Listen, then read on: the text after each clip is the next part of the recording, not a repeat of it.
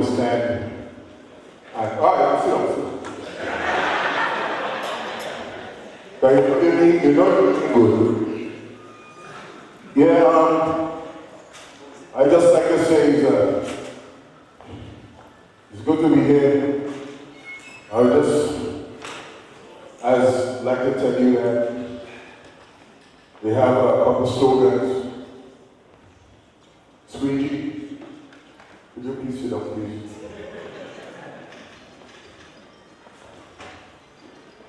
Experienced something this week in my life, and this is very serious. They have a slogan going on there, they say, if you see something, say something. Amen? Yes, that's good. I like that.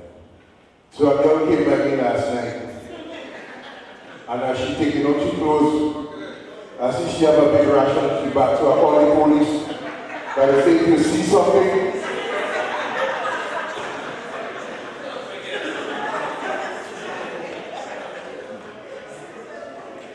I smelled something 3 days ago. I smelled something in my house.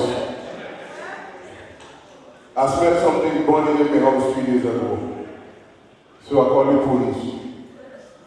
You know when the police come, they know how many. Is my perspiration not so high?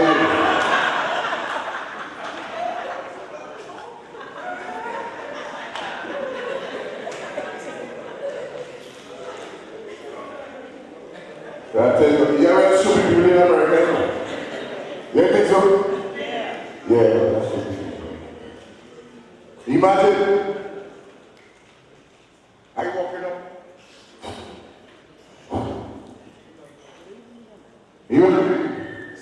I see a partner of mine walking up Rogers Avenue. He walked across Scotland and he walking down North Street.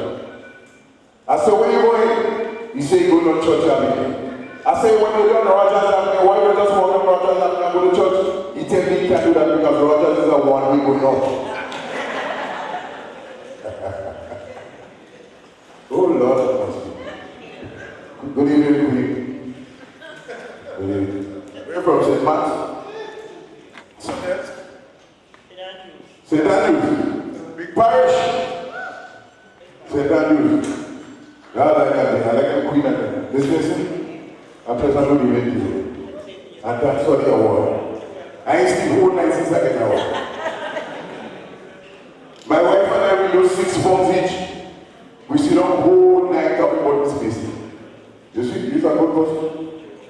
And they have all the queens and then come out, all of them full of education. You see, education is a good thing. You think so? Once you're good to go. I in the supermarket, I didn't shop and stop there. And I hear a lady telling a little boy, she said, degree, behave yourself, degree. Stop. I said, wait, no, miss. What is the Chinese? She tell me the Chinese name is degree. I said, well, homecoming in the Chinese name. She said, oh, I'm going to young fella. She said, I sent my daughter away to college, and this is what she's doing.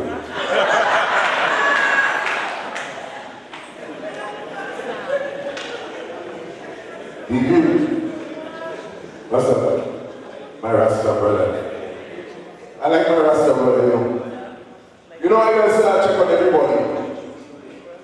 Because I remember when I was in Grenada, I really wanted to be a Rasta man, but my grandmother was bad. My grandmother said, "Can't you take this house? You want to be a Rasta man and smoke your weed?" So I said, when I come in America, I will be a Rasta man because my grandmother is not here. You know when I come in America, I still couldn't be a Rasta man. But I walk in on San Avenue. When I went back to KFC, I see 30 pieces of chicken for $3. I say, this is Rasta thing. This Rasta thing too much. The first time I come in America, I come for 3 weeks. I spent 5 days. I couldn't stay here long. Everywhere you go, don't stand there anytime. You can't stand up nowhere. I say, seriously, let me head back over there. You can't stand up nowhere in this world. Are you ready? We have entertainment this evening. We have that to put a smile on their face now. You like me, I just put on the fall asleep when I come in this kind of function. Understand? Because I have to pronounce words like those and these and theirs. You know what I'm saying? The last time before, as I said thee, before this my way.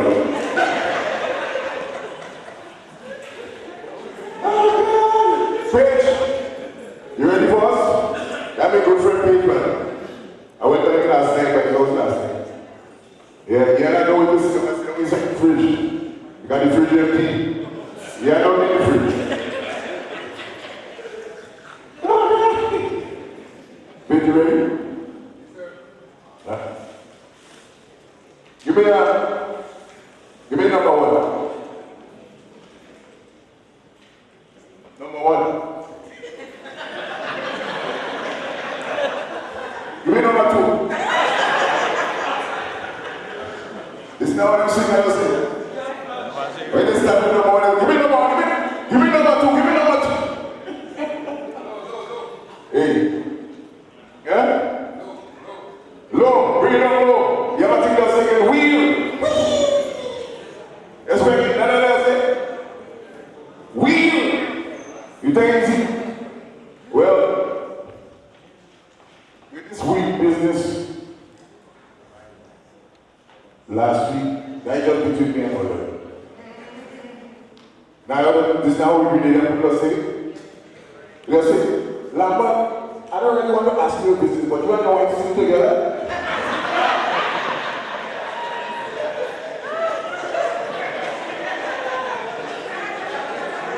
You think we can make that music? They don't want to ask you a business. What they're asking is, you want to ask you to sit together? You know, easy. We didn't have people talking about too much, Papa. And don't ask them for nobody. If you ask them for just one person, forget that. If I just say Landa, what about Sam? You mean Sam from Mr. Smith? Mr. Smith, you wanted that in nobody mango tree, and you jump the tree. Yeah, and she was going to teach you, Mr. Cheese in that right. And then she has son that went to Canada, the day that child enjoyed it, right up by the river. And the three of them have to go around with him, so. You're like, you know, she after one night, and she will teach before the day. June. June is a refugee. June is a refugee. You're supposed to stop and say a pleasant good evening, but you can pass by the neighbors who run by the house.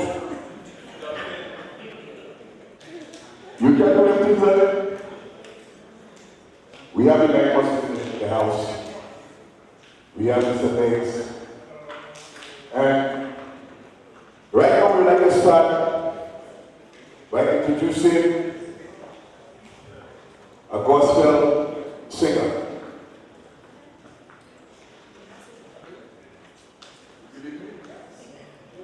Did you know easy, no? I remember I used to go to church, you know. Yes, somebody bring me in church. I find church change your business. I remember when I bring in church, they used to sing hallelujah. Hallelujah, hallelujah. Hallelujah, hallelujah. Hallelujah, hallelujah. And there are some people in the church. When they say hallelujah, they are not saying they do. Hallelujah, hallelujah. Because you don't know hallelujah. But I think when you come to church in America, now it's different. It's not a bit different, it's the same hymn. Not even when I go to church, they're like,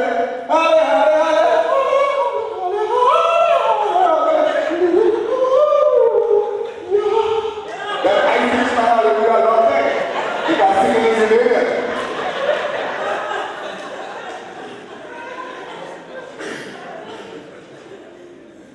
Yeah, well, I tell you.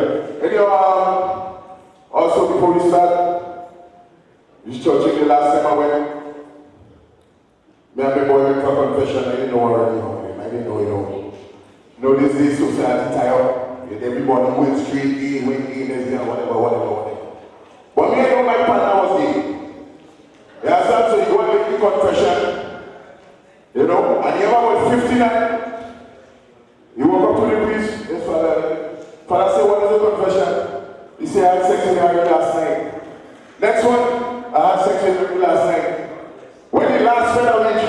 said, no worry, you're not ready. You have sex with Irene. I said, he said, no, Father, I is married.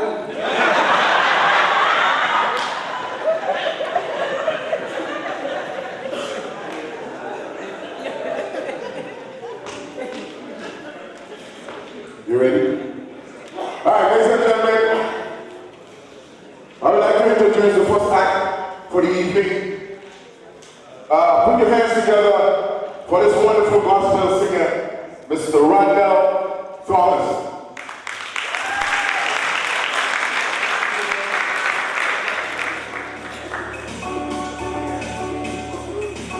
It's like Grenadians, that's the time people that know exactly who they are. Turn it up. It's like Grenadians, that's the time people that know exactly who you are. If you know who you are, wave your hand. Hold on. Like I said, I'm right here, they said. If you're from Grenada, wave your hand. Alright, thank you. I'll represent, I'll be proud to be Grenadian. When I'm on the road, I blasting Grenada, I blasting Grenada right through them. Telling tourists, come and visit, we all get a thing of it. Come and visit. So they say Grenadians are certain people that know exactly who they are. If you know who you are right now, what's it on? Alright, turn it up, turn it up.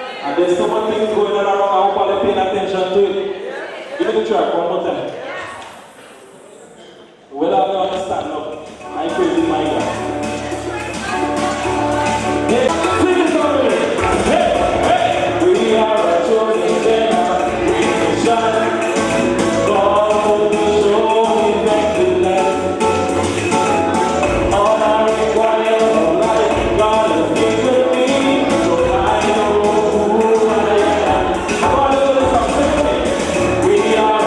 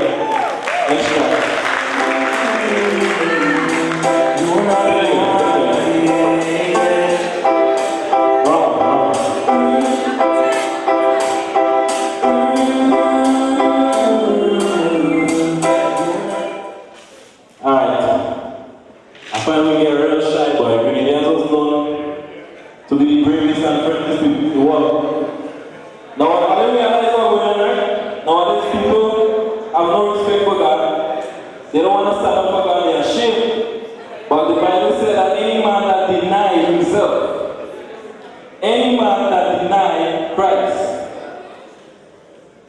Now let us say any man that deny Christ, Christ will deny all of them. And you'll say, flee from me, depart from me, and do you not. So let us stand up for God, especially now. Especially now. Yeah, man. Grenada was ready. Grenada was known to be a Christian generation. Bring it up, bring it up.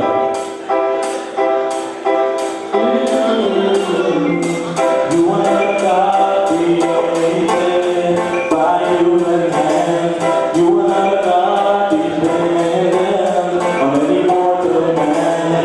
You are not a God in need of anything we can live by your plan.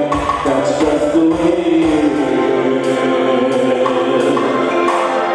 Hey! You are not a God created by human hands. You are not a God dependent on any mortal man. You are not a God in need of anything we can live by your plan. That's just the way it is. One God, you are God alone. From before time began, you are on your throne.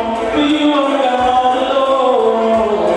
And right now, in the good times and the bad, you are on your throne. You are God alone. Changeable, unstoppable. Turn it up, take it over, take it over, take it over. Look, I represent you God. This is Sasha, the big bad West. All right, DJ. All right, DJ.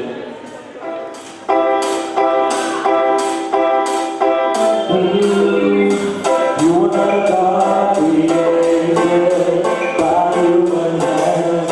You are not God dependent on any mortal man. You are not God This is Sasha, the big bad West. by your plan. That's just the way it is. Hey, hey. You are not a God created by human hands.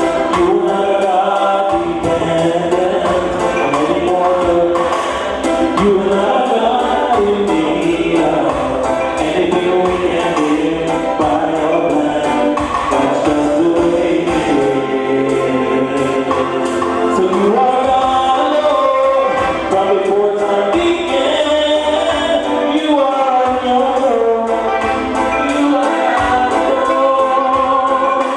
Right now, in the good times and bad, you are on your throne. You are God alone. You are God who's power, none can contend. You are God who's great, grace will never end. You are God who's worthy of everything we can live by your plan. That's just the way it is. But you are God alone. From before time began, you are on your throne. You are God alone. And right now, in the good times and bad, you are on your throne. You are God alone. Take a listen to my music. Take a listen to my music. Keep it playing. Keep it playing. Just want to bring to your attention. Now you might be sitting up here, singing, and doing all of this for God, right? But I just want to appeal to you as Grenadians. Earlier this year, I went back to Grenada to do a gospel concert, fundraising concert on behalf of my aunt, Linda Church. She's from Moya. Anybody from Moya? St. Andrews, Moya? And she was diagnosed with ovarian cancer. And right now, we are able to raise some funds along with help from other churches even up here. And she's in Cuba right now. She needs the treatment. However, there's some unneeded funds that she's desperately in need of. And because of that, they're withholding the passport until she's able to go back home and all of that. So we're my mom and my sister is here. You can see them, you can stand so they can see you. You can see them. If you want to pledge your support, give a donation, we welcome it. We're trying to raise $7,200 US. That's what we're trying to raise, to help my aunt so that she'll be able to go back home and be with the family and take care of the expenses. So we really appreciate it. Thank you guys, and God bless. Yeah, you want to see, you're trying to raise 7,200? What kind of party have that to raise on that easy? Yeah, Mr. Alex,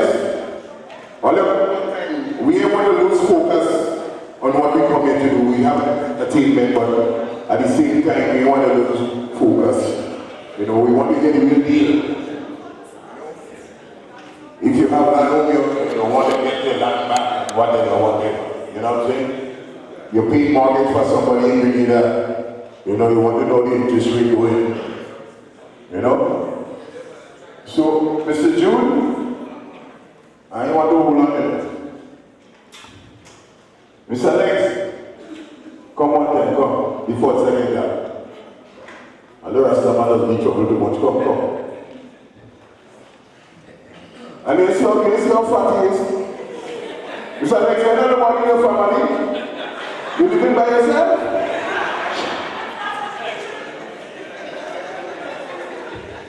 You always speak on the smallest person.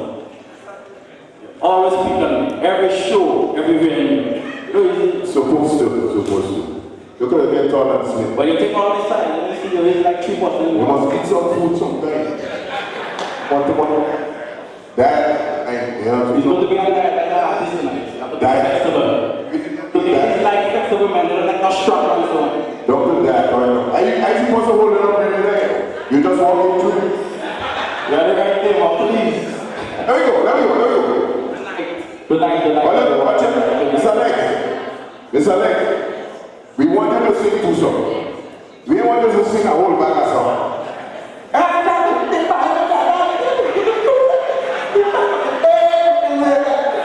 Today we are putting our hand in the air and Uncle, I've been singing 6 years now. I know Inspector. Inspector been singing about I'm 60. How much years now? About 60 years? Speaking about that song. I know about that song. I've been singing 6 years. So tell Inspector that to be club. DJ, ready?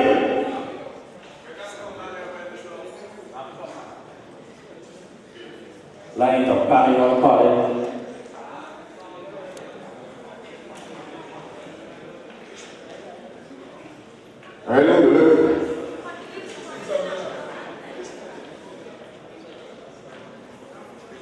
You raise me up, time to stand on mountain. You raise me up to walk on the stormy sea. Watch your crowd when you're singing, no watch your crowd. Then I'm strong, I'm resting on the shore. You raise me up much more than I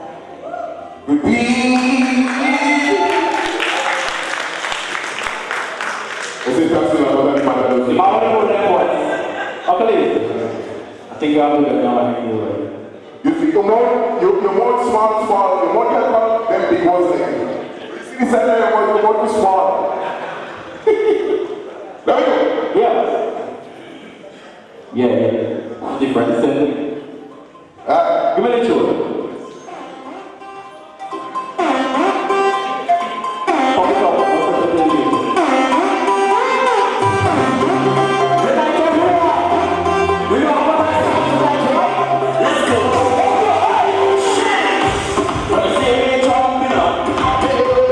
I must find myself.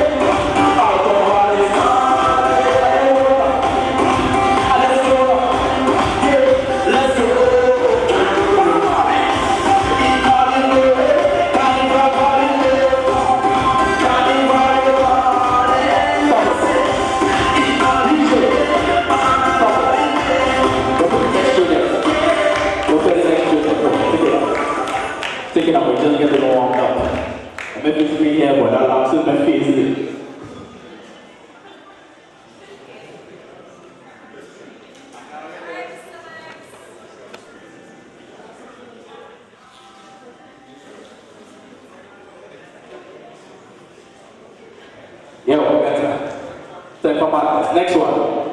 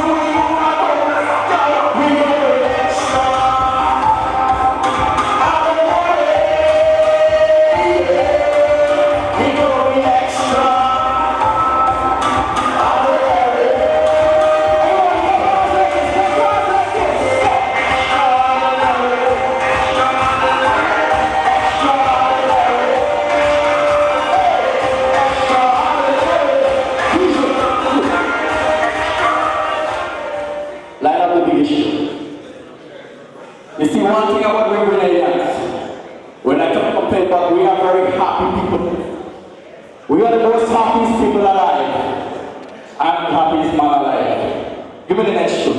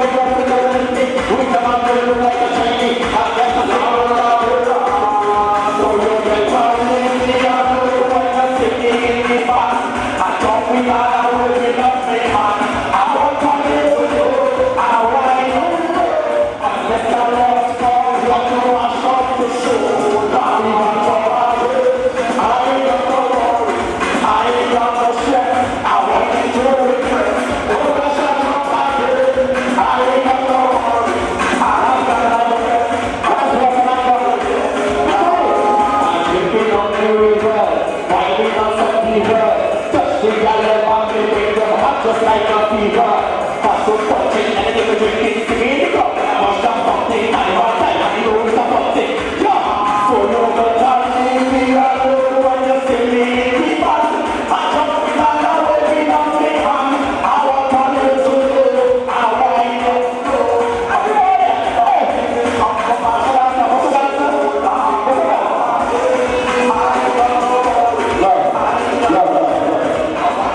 Like a chocolate. Let me watch you.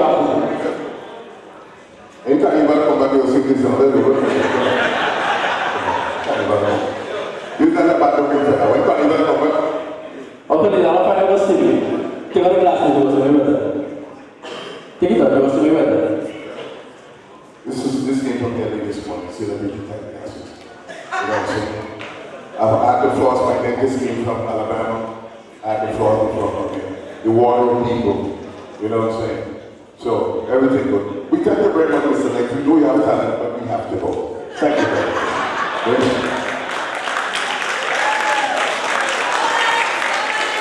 We don't want to lose.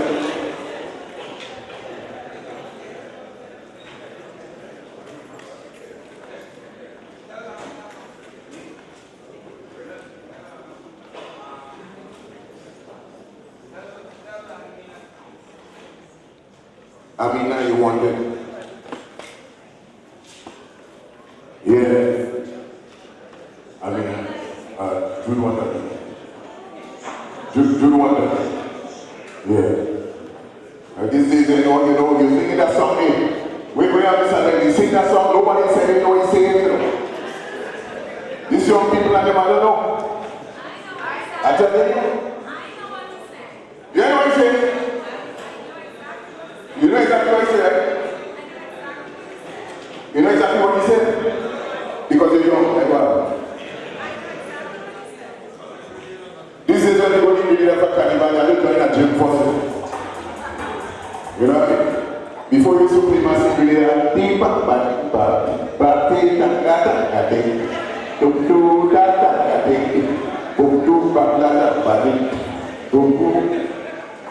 nowadays, you have to go to the gym.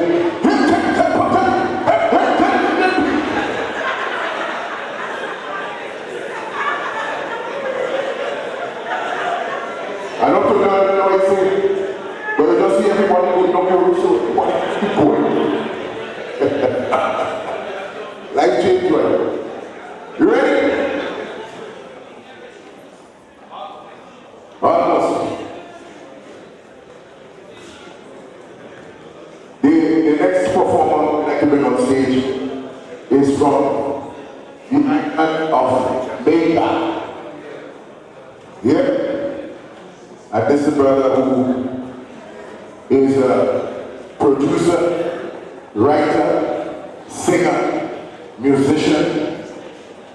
And I know you heard him. I know you heard him sing many songs before. Songs like knock, knock, knock, knock, here's God. Right now. Knock, knock, knock, here's God. Yeah! You do ready? Lama go for the band. Go to my national getting band, you can be DJ.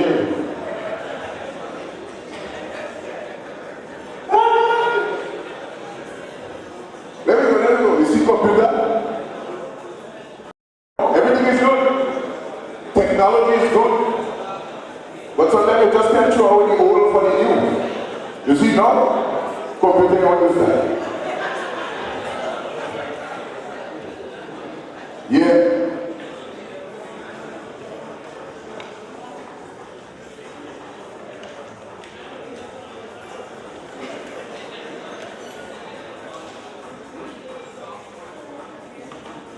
Well, I tell you, this man is a bad man too. He could sing.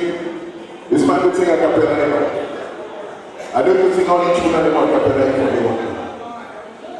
You know what I'm saying? Miss Eddie! The man called Miss Eddie Robinson, one of the baddest singer from Jamaica. You know what I'm saying? And I love Jamaica. Why do we call it DJ?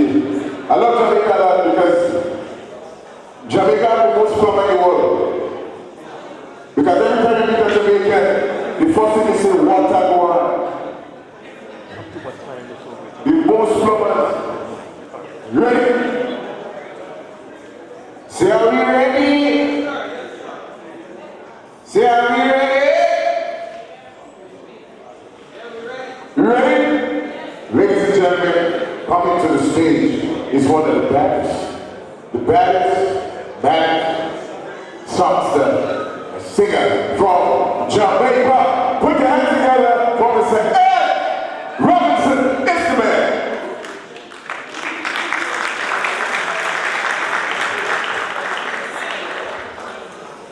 What?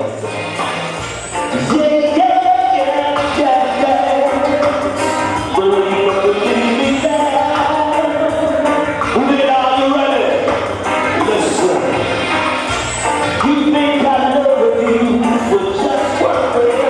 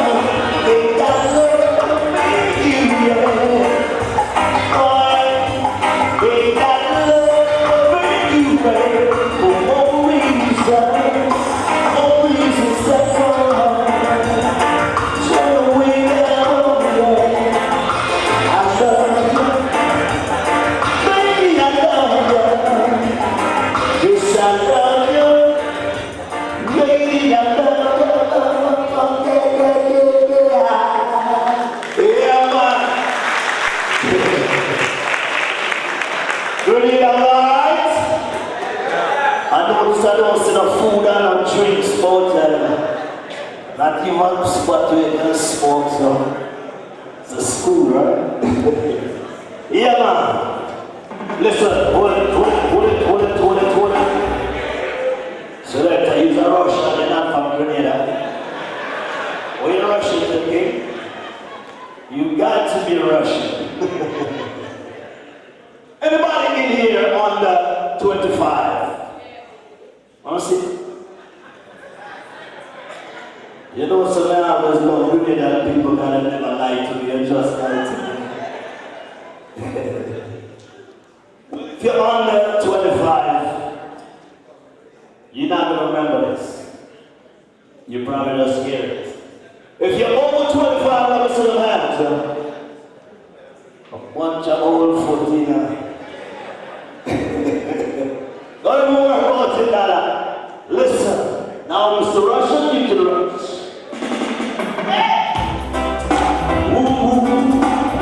Oh, down, down.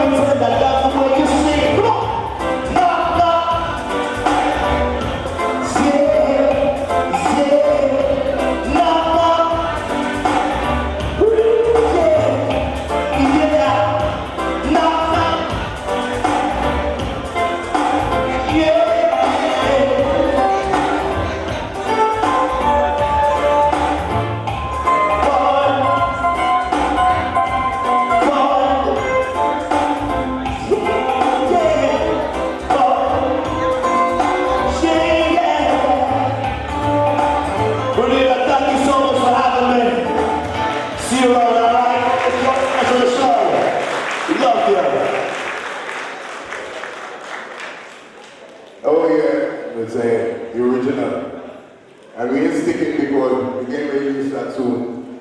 So, you ready? Huh? Oh, keep talking. All right, well, keep talking. Oh, you say keep talking. Okay. Yeah. Ladies and gentlemen, I know we have a little problem in society, but we have to try and fix them. I would just like to let you know that this is serious business. When you have problems with like your houses or your mortgages and stuff like that.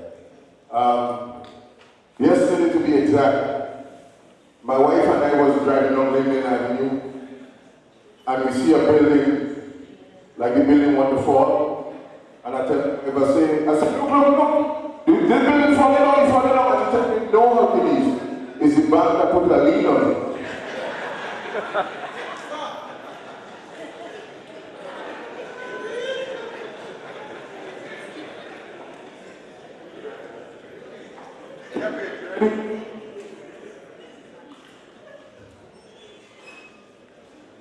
Ladies and gentlemen, we're moving on, and I'd like to let you know that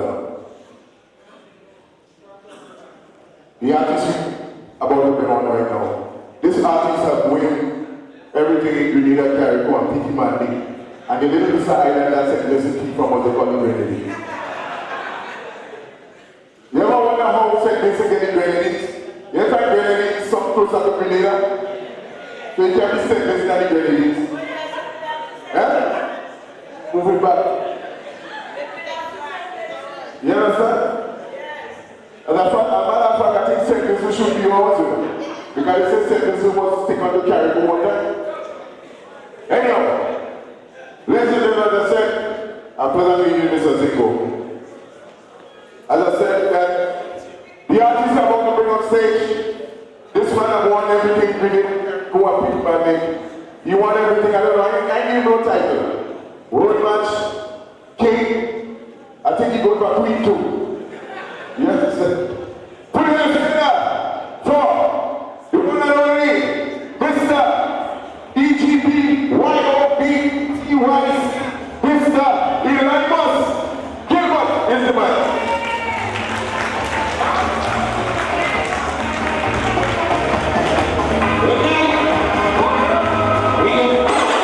Right now, we can do that a little different right now. I want to talk much. I'm a Grenadian. I'm proud to be a Grenadian. If you're proud to be a Grenadian, scream. Take it away, party. Pump it up. You know how I like it. Let me party. Let me go free.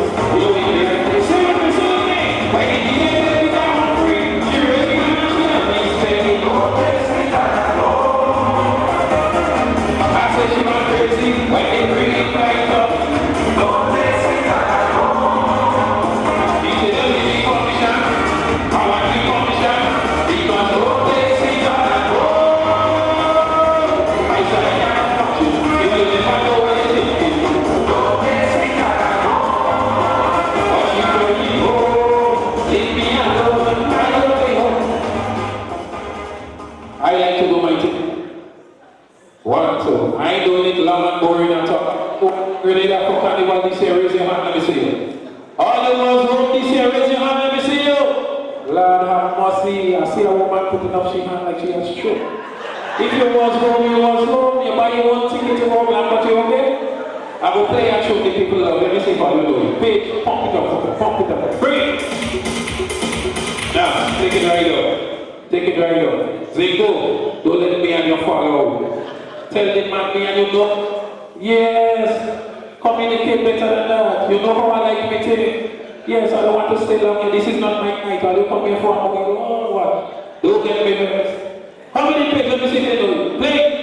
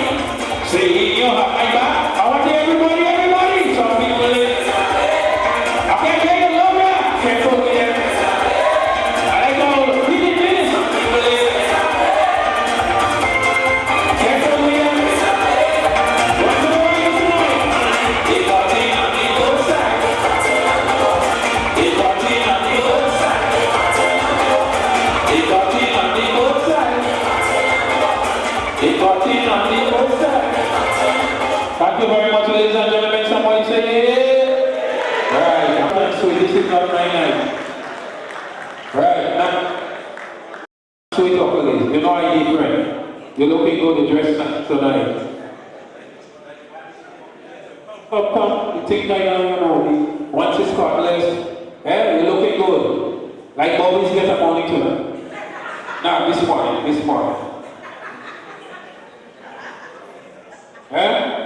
You're looking good, hopefully. Yes. Yeah, nice. God bless America. Hopefully. Yeah, nice. Thank you for coming.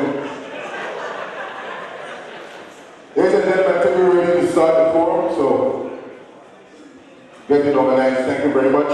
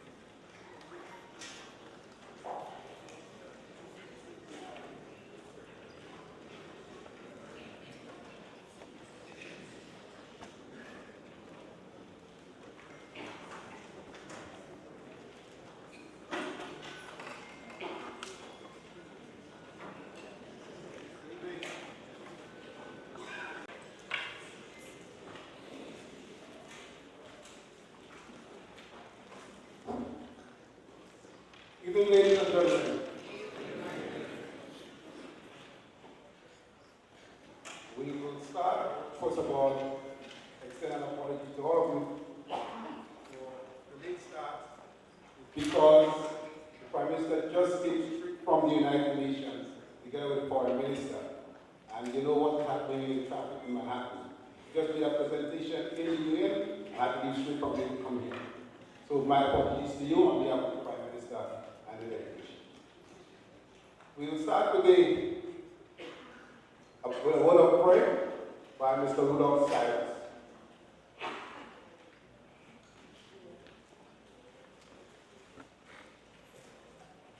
That will follow immediately by the national anthems of the United States and Grenada by Dr. Serena Faith.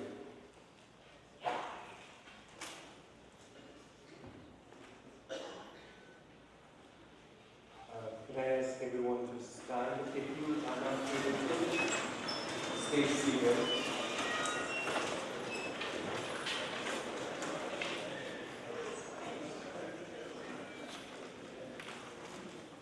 And we know very well that where 2 or 3 are gathered together in thy name, there am I in the midst of them. I'm going to do a short reading from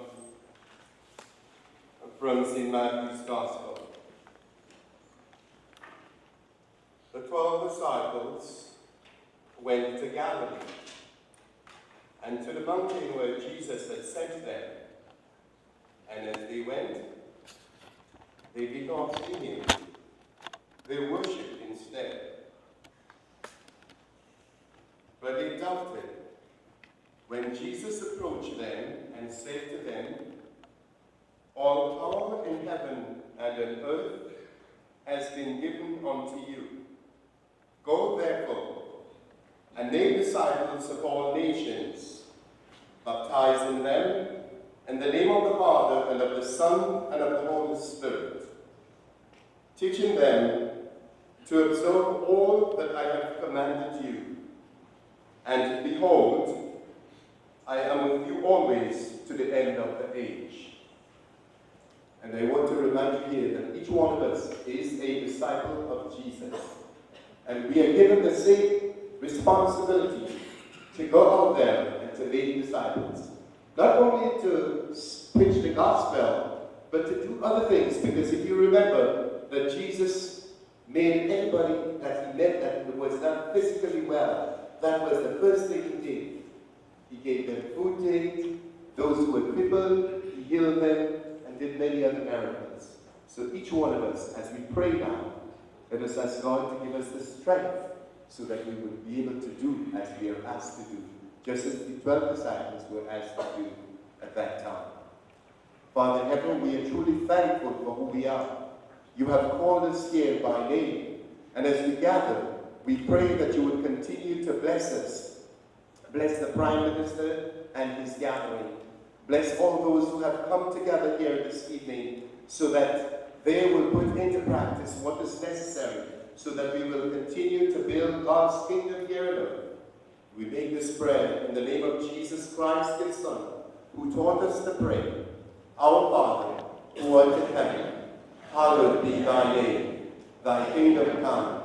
Thy will be done on earth as it is in heaven. Give us this day our daily bread, and forgive us our trespasses, as we forgive those who trespass against us. And lead us not into temptation, but deliver us from evil. For thine is the kingdom, the power, and the glory, forever and ever. Amen. You may be seated.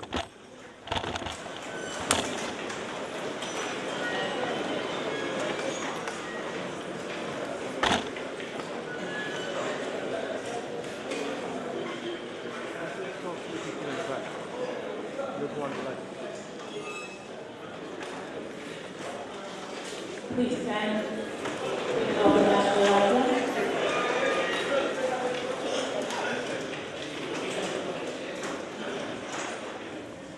Thank you.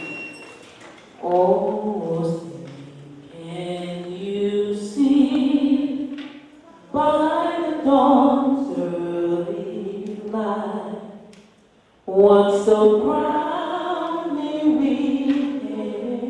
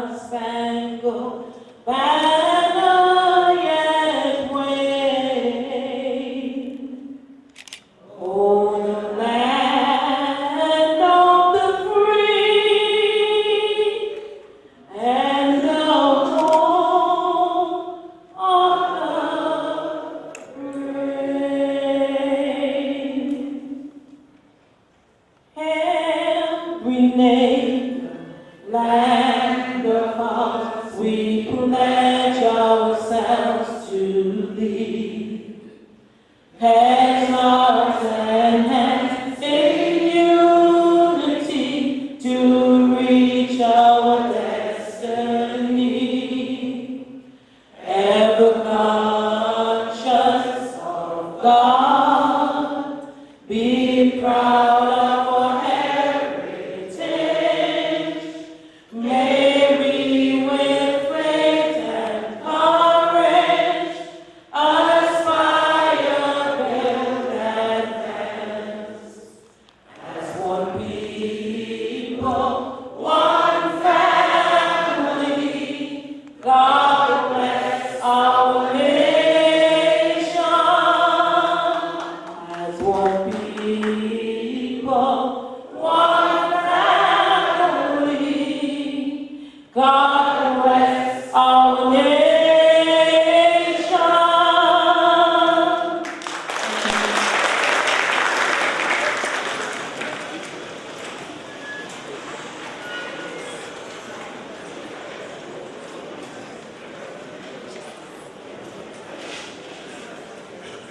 Ladies and gentlemen,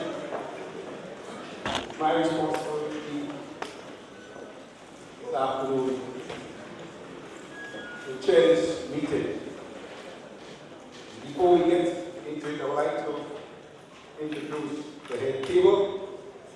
First, we have Ambassador to the United Nations, His Excellency Dennis Antoine.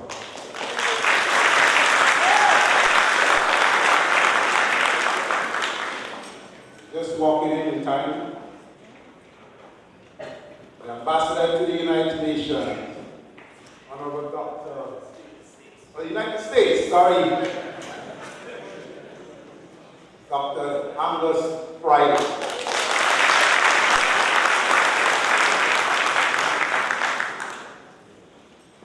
Newly appointed senator, last time I think he was here, just came on board, Senator Peter David.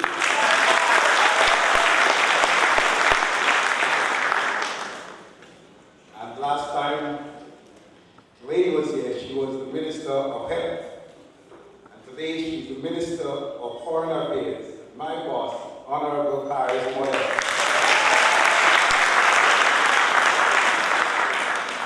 And our leader of our nation, Grenada, Caribou and Pitimati, Honorable Dr. Keith Lawyers Mitchell.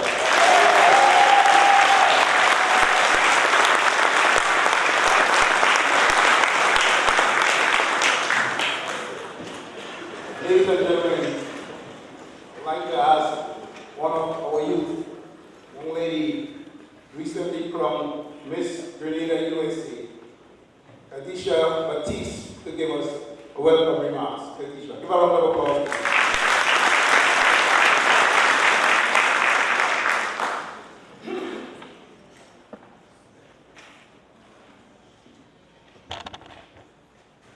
Dr. the Right Honorable P. Claudius Mitchell, Prime Minister of Grenada, Caribou and P.T. Martini, Honorable Paris Modeste Herman, Minister of Foreign Affairs, Senator Peter David, Ambassador Angus Friday, Ambassador Dennis Antoine, Mr. Derek James, Ambassador for the Diaspora and Humanitarian Affairs, special invited guests, ladies and gentlemen.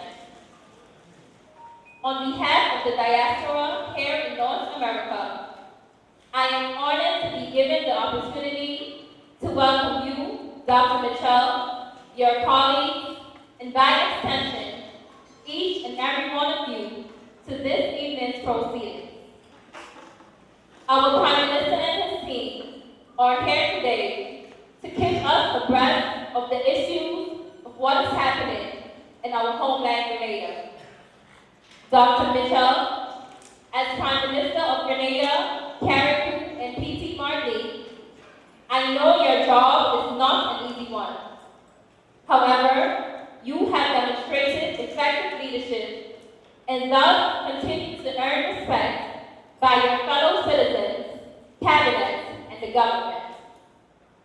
Under your leadership, Honorable Prime Minister, there have been gains made in education, youth empowerment through jobs and training, improvement of the infrastructure on our beautiful island Grenada. In addition, significant strides have been made in improvement of the healthcare system, agriculture, the diversification of our economy, and much more, resulting in strong confidence of our country's economy. Dr. Mitchell, as a youth residing in the diaspora, I want to assure you that I will certainly give back to my country in any way that I can for the growth and development of my dear island, Grenada. Once again, I welcome each and every one of you. Thank you.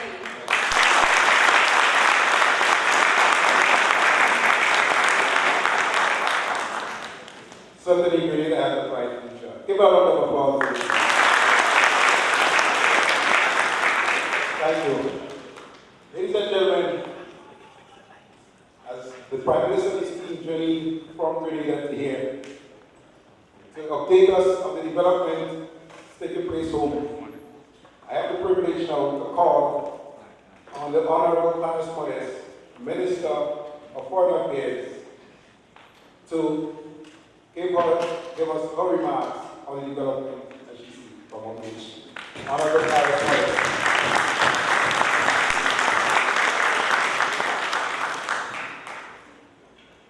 Thank you very much, Mr. Chairperson. I greet our Prime Minister, Dr. the Right Honorable Mitchell, and other members of the head table, and to all of you, brothers and sisters from Grenada. It is always a pleasure to bring greetings to Grenadians from Grenada, and I bring you fraternal, warm greetings from our brothers and sisters in Grenada to our brothers and sisters in the diaspora. And I want to assure you that we are always proud of you, that we are always grateful for the many contributions that you make to Grenada, Caribbean, and Petit Martinique over the years, not now. And having a large diaspora as we have in New York really makes a lot of difference to the quality of life of our people. So I want to thank you all very much for what you've done individually and collectively in groups over the years. Brothers and sisters, we are all very much aware that these are tough economic times. It's a global phenomenon, it's not specific to any one region. Some are weathering it better than others, but these are difficult times. But even though these are tough times, in the last few years, in the last year or two, Grenada has done remarkably well. Now there's always more that could be done, and some people will say, well, things are not as good as they expected. But what I am sure of is that today, Grenadians are faring better, much better, than they did more than 2 years ago in the very immediate past. And I will demonstrate by explaining some of the things here. So for example, I know our Prime Minister will speak about the economic situation in Grenada, but I just wanted to mention a few things. For example, every month, and this is one thing you would not hear any Grenadian say, that the month ended and they did not get the pay. Workers are assured that every month they will get the pay. And I'm so happy and proud that we do not have to sell our assets anymore to ensure that we pay the wage bill. And that we took measures to ensure that we could pay the wage bill, and our Prime Minister will speak more about it. But what I wanted to say is that when we came in, there was a deficit of $18 million. It meant that every month, we had to find $18 million in addition to what we generated. Now, the last time the Prime Minister told me, the deficit is only $1 million. So our country really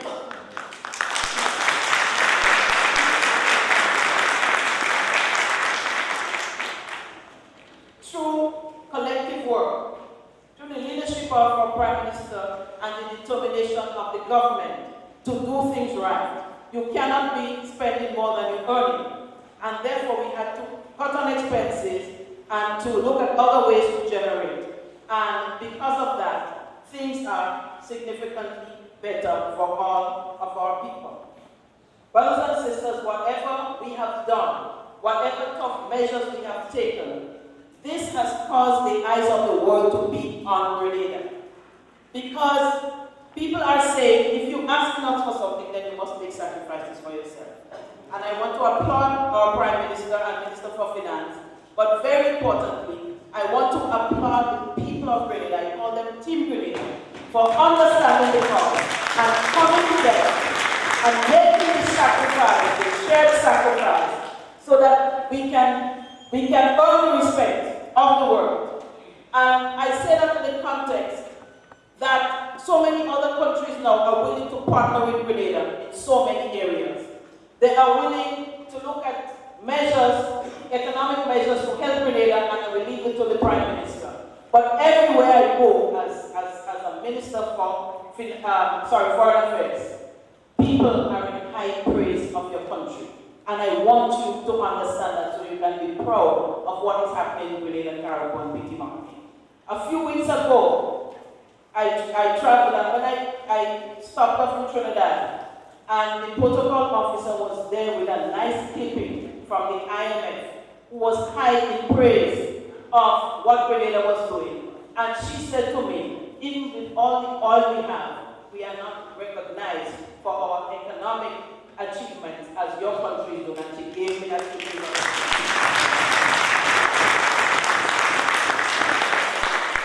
So the eyes of the world has been on Grenada many times. Revolution and other things. But this time, the eyes of the world is on Grenada for very positive steps that we have taken and what we have achieved thus far. And we are all very proud of it. Brothers and sisters, we could not have done it without Team Grenada and the social compact that was forged through the vision of the Prime Minister. Getting everybody together and saying, let's build Grenada, bringing the churches, bringing the NGOs, bringing the unions together. Let us build Team Grenada. And I guess you will probably have something to say about it too, so I wouldn't go much into it. But I just want to say that I feel proud as a foreign minister, going to various countries and people saying, you know, sometimes depending on the topic, when they talk about world economy, even big countries speak about Grenada and what it has achieved in a tough economic time and in very short time. Brothers and sisters, marketing board is doing much better. The farmers are getting better prices for their goods. Marketing board is purchasing more than it did before. I think I saw something like 70% higher than last year's, or probably, maybe my brain is not so with me. It's even higher than that. They have opened a new outlet in St. Andrews because the people now are getting, farmers are producing more because they know that there's a ready market. And whereas before farmers used to say, well, we have no market, so what is the reason we produce it? Now, there is a market locally, and there is an export market. Nutmegs are not sitting down, cocoa is not sitting down. Our farmers are doing very well, brothers and sisters. And also, in addition to that, there are a number of farm roads that have been built through this government in the last 2.5 years. Farm roads have been built so that all farmers can have easier access into their land, brothers and sisters. So your uncles and your cousins who are farmers, they are doing much better. And when you ask them, they will tell you so. Also, brothers and sisters, I want to mention in housing. Our housing stock, when we, over the years from since we've had problems, but our government has always endeavored to improve the housing stock. And so, when we went past administration, we signed an agreement with the Chinese government for 2,000 houses, low-income houses for low-income people. And that project, over a 4.5-year period, a 5-year period, nothing happened. And when we came back, so far we have distributed in excess of 300 houses in various locations in Grenada, in Frequente, in Subiz, in Monkey, and so on. And they have reaffirmed, a few months ago, I signed the reaffirmation that they are committed to the 2,000 houses. And there are 5 locations that have been selected throughout Grenada, Caribbean, and PT Martin for low-income houses. so that our people can have quality of life, even though they do not have a high salary. Brothers and sisters, there are other incentives for people to get up and get. The government has started a soft loan for young people who want to get into business, and I'm sure you will hear about more details from that, so I would not go into it. Also, the Ministry of Housing and Social Development, they have launched another housing project, a housing loan project. Now, it's not for the low income, but for the middle income. You can get up to $400,000, and that was launched very recently, and very concessionary terms, and I'm sure you will hear all of the percentages. So we are not just looking at gathering money from the people, but whatever we collect, we make sure that it goes towards improving the quality of life of the people of Grenada, Caribou, and Petit Martinique. There is an organization called, an institution called MAREC. There's one called BNTF. Both were sleeping. And when the Prime Minister took over the Ministry of Finance, these two entities, they woke up. And so in every village in Grenada, Caribou, and Petit Martinique, you can feel their presence. They are doing roads for farmers. They are training young people in skills so that they can become employable, and they are giving them again grants and loans so that they can set up their own business once they meet very, very basic criteria. So our young people have something to do. I am sure you time and time again about the Imani project, the Imani program. 2 batches recently graduated. A number of them who graduated already got jobs. It is a training program that gives people an experience in the job market and to give them an opportunity to find employment eventually. Many of them were trained as nurses through that program. Some of them got scholarships to go abroad through that program. And a number of them received jobs by their performance right in the areas where they were placed. 2 batches of them graduated. And normally, after they graduate, those who did not get jobs would go home. But through the kind-heartedness of our Prime Minister, he said he would find some money to put them in another continuing program so that these young people who had an opportunity before would not be left sitting by the side of the road again. And brothers and sisters, the young people are extremely happy about that, and we're looking forward in the next few months ahead that they will have, and they got some skills training, they will have the ability to get loans to do that. Brothers and sisters, I just want to take a few minutes just to mention that there have been a number of things happening in foreign affairs. We have signed visa waiver agreements with the Schengen countries, a number of European countries, to give us access, to give our people access into Europe, and to also allow Europeans access into our country. You know, we largely depend on tourism. So when people do not have to bother, there were a few Caribbean countries that had visa waiver already. We did not have. And so we worked energetically to ensure that we got the visa waiver. So now there are 22 countries that you can go into, travel to, just to name a few: Austria, Belgium, France, Italy, etc., etc. 22 countries that you can go to without access. And you can spend up to 90 days. Up to 90 days. And a number of people, it was a hassle for them. It had a cost to it. They had to travel outside of Grenada to St. Lucia to get a visa. No, they do not have to. You can just pick up your passport anytime. And I hope you kept your Grenadian passport. You can just take it and go to any one of the countries. We also signed a visa waiver agreement with Chile and also one with China. Again, you know that the Chinese, when they travel in numbers. So if we get a small percentage of them coming to Grenada, it would make a lot of difference. We're looking at improving the airport, extending it so that larger aircraft can come in from more distant areas so that our tourism industry can develop, brothers and sisters. Scholarships, training, as you know, human resource development. And I'm closing this because I know there's a lot more to say. But I just couldn't leave here without speaking about training. You know the saying, you teach a man, you give a man a fish, you feed him for 1 week. You teach him to fish, you feeding for life. And so we have gotten into a program where we seek scholarships energetically from other countries. And we had 34 young people going to China. We had 17 going to Cuba. They're now specializing in medicine, which in the beginning they only did the first degree, but now we can get our cardiologists, we can get our gynecologists, because we recently signed an agreement so that our young doctors can go back and graduate. So overall, we've had about 200 young people doing short-term training in other countries, and we have had about 100 going for long-term degree training, brothers and sisters.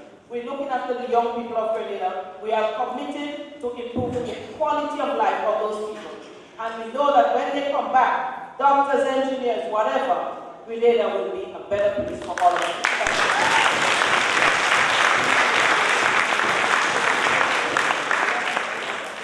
Please give out another round of applause.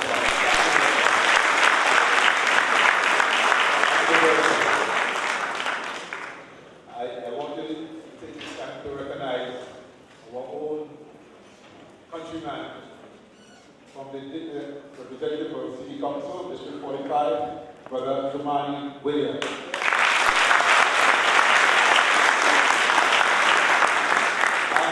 I just want to say whatever I would like to, because every time we are here, we have a meeting. You always present, and we do appreciate the time for us. Thank you very much. I also want to recognize Mr. Tony Best, from Grenada. He's from Barbados, he's a journalist. Good to see you here, Mr. Tony Best.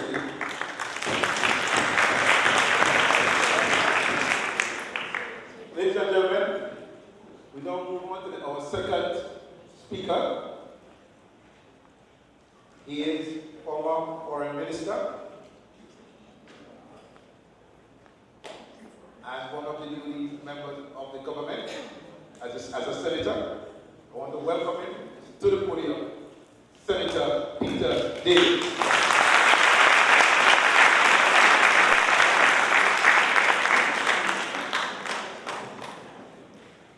Good evening, brothers and sisters.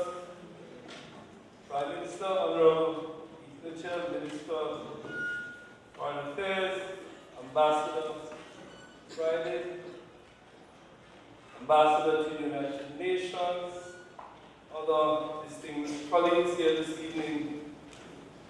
I just want to again say how grateful I am to be invited to speak on audience in New York. As many of you know, I spent many years, very wonderful, very much a wonderful period of my life in New York, and for that I am always grateful. I want to speak about an issue that to me is a development issue, not an issue that is just politics, but an issue that I believe is important for the development of Grenada, and that is the politics of inclusion. The last time I spoke here, I had just joined the new National Party, and I indicated there were some things that I was looking forward to with this government. I said then, and I repeat now, when I joined the new National Party, I was not asked by Dr. Mitchell to believe in anything, or not believe in anything, or change my views on anything. All I was asked to do was to be part of the process of development. And the reason that many of us, not just I am just one of them, the reason that many of us joined the new National Party and joined in the government development process is because we saw that party as the best vehicle for the development of Grenada. That the tribal war that had taken place in Grenada for many years, some would say many decades, was not contributing to our development, but was continuing the destruction not only of the social fabric of the country, but of the economy of the country. That it was important not only to bring our people together politically, but to bring them together for the purpose of development. And that in that process of coming together, the Prime Minister in his first address, in fact, even during the campaign, spoke about what we call Project Grenada. And Project Grenada being defined simply as working together on some of the things that we all agree on. As I said before, and I said now, if you put 100 Grenadians in a room, and you say, let's talk about education, let's talk about health, let's talk about housing, let's talk about jobs, I am certain that for the most part we will agree. But take these same Grenadians out of the room and bring them back and put the labels on them, their colors, and then fight break out. Not because they disagree on the issue of health, not because they disagree on the issue of housing, not because they disagree that we need more jobs, but because some people just believe that once you put on the tribal colors, you have to fight. That is not good for development. We must agree to work together for those things that we agree upon. And we all agree that our children should get a good education. We all agree that we should get good health care. We all agree that we need more jobs. We all agree, brothers and sisters, that we need to develop the country. Now we may have some disagreements on approach. We may have some disagreements as to how fast or how slow we should go, or whether or not emphasis should be on tourism or agriculture. But we all agree that both tourism and agriculture is important. So why can't we work together? Having been expelled from the National Democratic Congress, because that is what happened to me. I was expelled. For those who say I left, no. Let us put history in context. I was summarily expelled one Sunday morning a few years ago, and I shed no tears. I'm not here to cry about that or to lament my expulsion. Having been expelled, I had to make a decision as to how do I contribute to national development. Do I go on Grenada Beach and get a pina colada and just sit and lament my sorrow? Or do I look around and find that there is a vehicle that is moving Grenada in the direction of development, and join that vehicle and help develop? And that is what not only I did, but many of us did. Because we believe that the primary task for all of us in this room and in Grenada is to develop that country. We are 100,000 people. It can't be that difficult. And what has happened since? What is our experience? We have seen several things unfold. We've seen the Prime Minister draw together, and Minister Modest spoke about it, the social partners. But the social partners, the NGOs, the trade unions, all of these groups come together and sit at the table to discuss what needs to be done. And I think the compact has been drawn up, and the Prime Minister will address that issue. We see constitutional reform, where all of the parties are brought to the table to discuss how do we move, how do we change our constitution so that it reflects our national development priorities. Because we've had the constitution for many years, and we need to change the constitution. You all live in the United States. You hear about the 5th Amendment, the 6th Amendment, the 7th Amendment, 10th Amendment. All those amendments reflected is the American Constitution developing as the country develops. And we too in Grenada have to do that. And you've seen the Prime Minister do that, but not in a way that is not inclusive. He's done it in a very inclusive way. All of the parties are on the table. And we have in process a national development plan that the social partners have come together again. The NGOs recommended it, and the government has taken that on board, and that is now being discussed, not just as a party thing, but as a national development issue. And then we have that message of inclusion coming from our Prime Minister. Now, I say to persons that message that you hear the Prime Minister giving publicly about inclusion, he also gives it privately. I've been privy to many meetings internal to the party, and I've said, and I've heard the Prime Minister say to his own members of his party that they need to understand that this is not MNP's time, but this is Grenada's time. And I've heard that message preached by this Prime Minister, and I must say here today that that message is not a message that is just given to the public. It is a message, in my view and in my experience, that reflects the Prime Minister's deep feeling about what he believes needs to be done for our country. And I want to applaud the Prime Minister for that approach. You see, because you see, brothers and sisters, after so many years in politics, it is my view that Prime Minister Mitchell has evolved to a position where he himself understands that we cannot continue along this road of tribalism. You see what is happening in the United States? What they call it here? Gridlock. Gridlock is the word you want. Gridlock.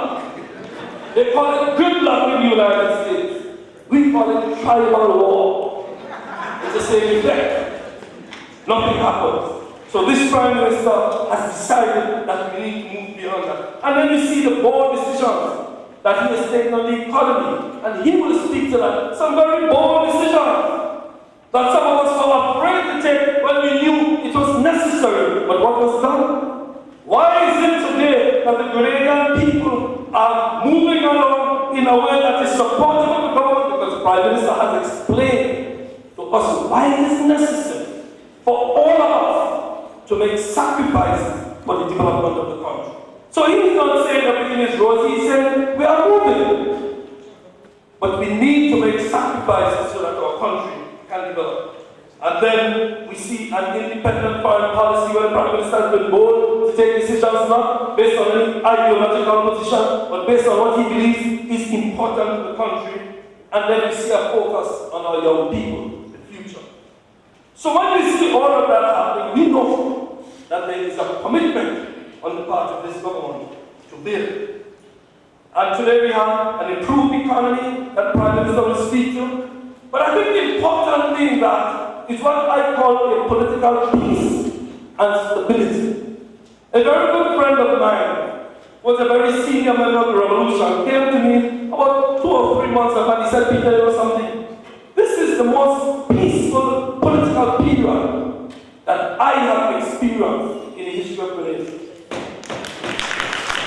And then, a couple of mornings ago, I put on the radio on one of the rare occasions when I listen to the fallen shows because I don't get much time to listen to them. And there was this guy who was just talking about the fact that there is that kind of stability and political peace.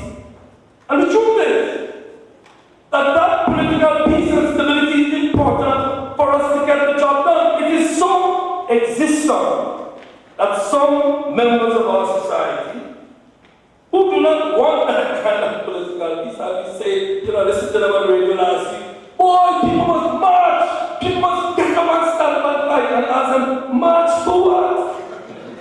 Don't just want people to march because they can't deal with the fact that everybody's on board with this development process that the government is embarked upon. And there are those who in our community, both here and in Grenada, would want to take us back to that tribal war. There are those who are still trying to create confusion and rioting and on the radio and using free speech just to make confusion. The other day I was talking to a friend of mine, an old political friend. We happen to be on different sides. Everybody who knows me knows that I don't make enemies because of politics. And I'm talking to this friend, and he calls for one of his friends, and he said, and she said, "We talking to Peter, what is it, enemy?" And then I saw another person driving down the road the other day, and she's an old friend of the old days, and she waved, and sometimes you wave the area that she waved, and she waved, and then she put down the hand and she realized me. And then she was kicked back the way. And the school has been like a blessing me. But I can't mind you. They expelled me from the party.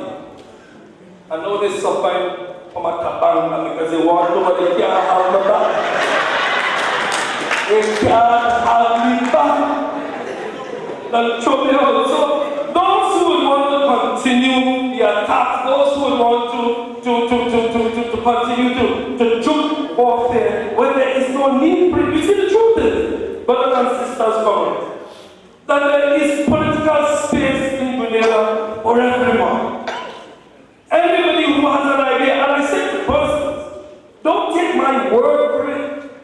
Call the Prime Minister, go in, speak with him. Join one of the groups where you can listen, talk to him about your ideas. And that is why we have the kind of political peace and the political stability that we have. That the Prime Minister is welcoming to all ideas. Ideology, political participation is not an issue. I said to people, you don't have to join the NNP to participate in the process. Many of the comrades who were with me in the NYC are not with the NYC anymore, but they have not joined the NNP, but they are involved in the process of development of Grenada, and because you see, the truth is, it takes more than politicians to build a country. It takes plenty more than politicians.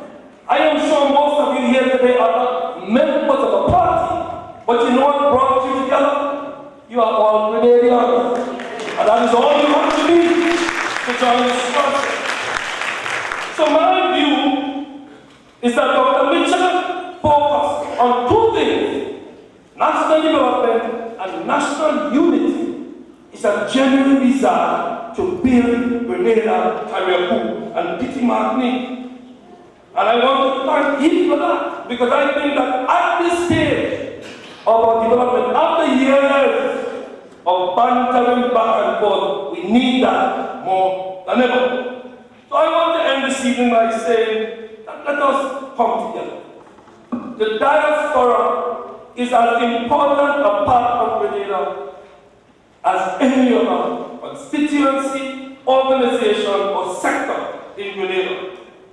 Even if you disagree on some things, because the truth is, as I'm sure within your families you have disagreements on many issues. Parents disagree with their children, what they want to study, which school they want to go to, which boyfriend or girlfriend they have. But you don't not talk to them. You don't throw them out the house for that. You don't not want to work with them to develop your family because of that.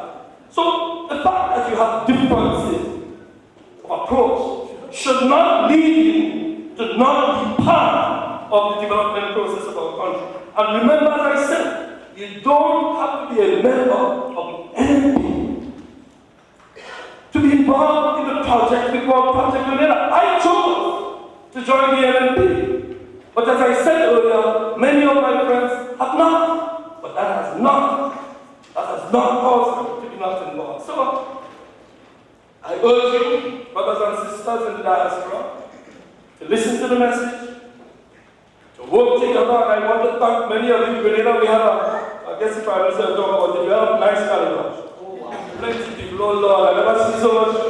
At one point, my brother told me, because you know he just he said, call America, tell them, okay, I'm coming, we can't hold anymore. We can't take anymore. But it was very, very wonderful. I want to thank you for that and to say that, you know, without you, Grenada could never be what it is. Everybody can't come back home. But the way things is these days, you don't have to be home to build home. So I want to thank you, brothers and sisters, again for joining in the development process. Those of you who are skeptical about the idea, those of you who still want to fight the tribal war, as I said, I think I said in a speech once, you know, we can buy a park, a big playing field, and put all those who want to fight in the field, and let them just fight each other. But those of us who want to build, let us build. We don't have to agree on everything. All we have to do is agree on this, that it is important that at this stage, in 2050, that we come together, join together as Grenadians to build Grenada, Carriacou, and Petit Martinique. Thank you, and God bless you.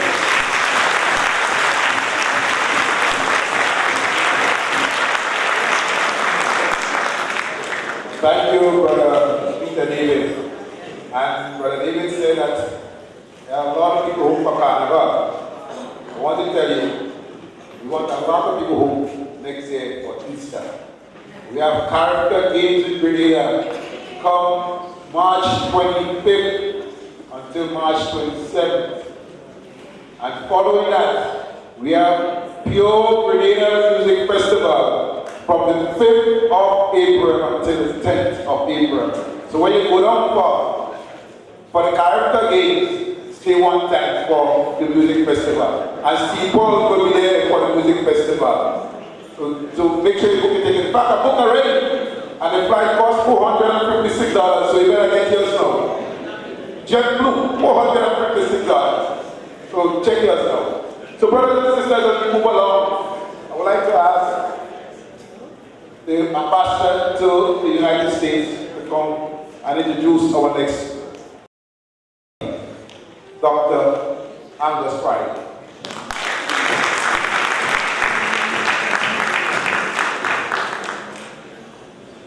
Thank you, Derek. Well, good afternoon, good evening, ladies and gentlemen, brothers and sisters. Let me just start by saying once again, it's just so good. I feel so good, so proud as a Grenadian to see so many of you here this evening.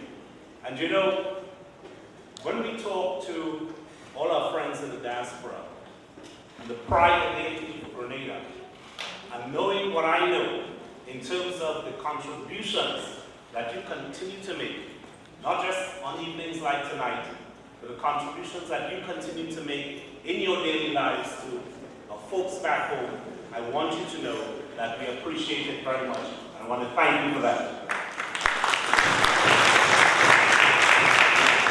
So, you know, I have the easiest job here this evening, because I want to introduce to you someone who I feel so proud of.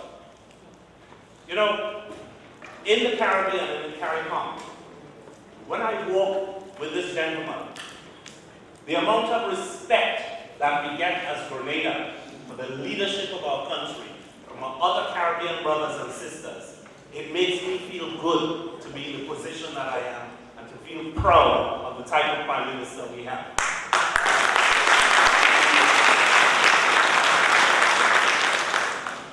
We are just from the United Nations, the meetings going on.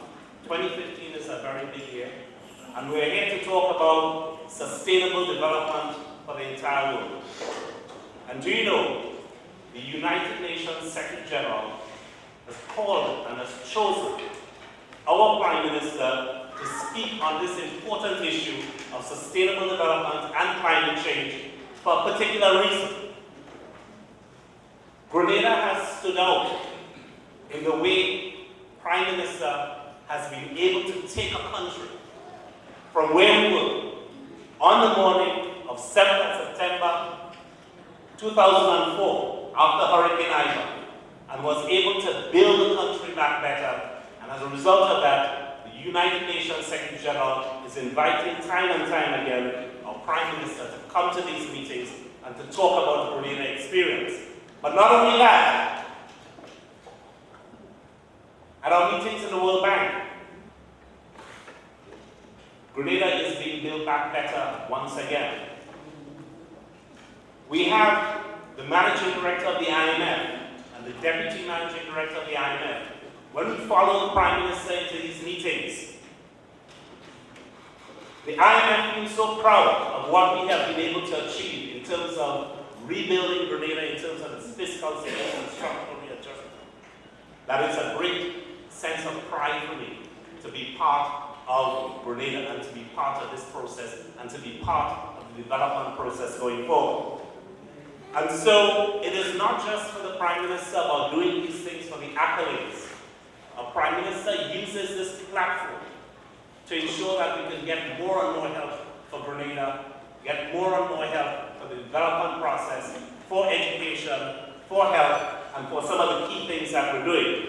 But one of the things that they point out, this comes up time and time again in our meetings with the World Bank and the IMF, what we have been able to do, Brother David was just talking about, in terms of putting the country together.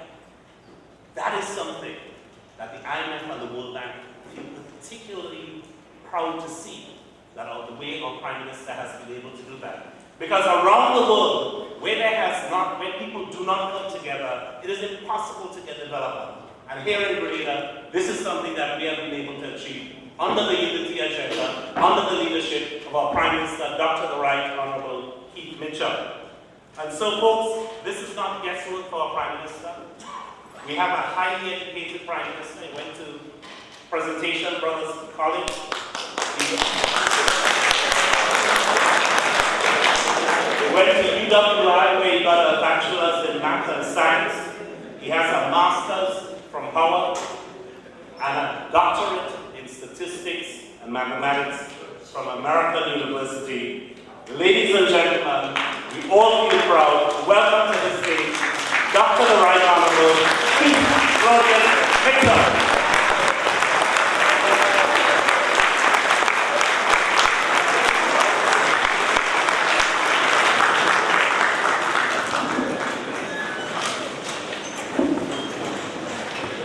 Thank you.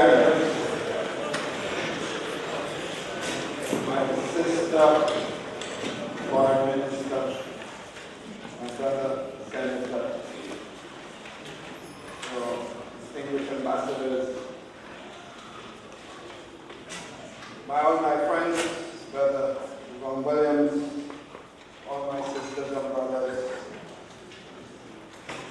it's always a pleasure to be addressing you, but more importantly, to be able to hear from you. So I won't keep you long, but we want to hear from you.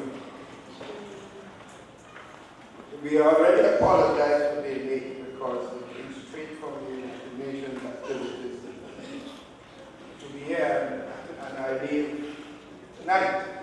So, Foreign Minister, you will carry out the work at the United Nations, and we have a whole lot of problem issues to deal with in the coming week. But I have to return home because a major Prime Minister from a major country has decided to visit Grenada for the first time ever on Wednesday. He's at the United Nations now, and he's visited Grenada for the first time this country is sending a major European country, the Prime Minister, to Little Grenada. Little Grenada. You will hear more about it. They asked us not to make any announcement before Monday. Sisters and brothers, I want to, in beginning this presentation, to tell you something about a meeting I had this last week where we had various different groups represented.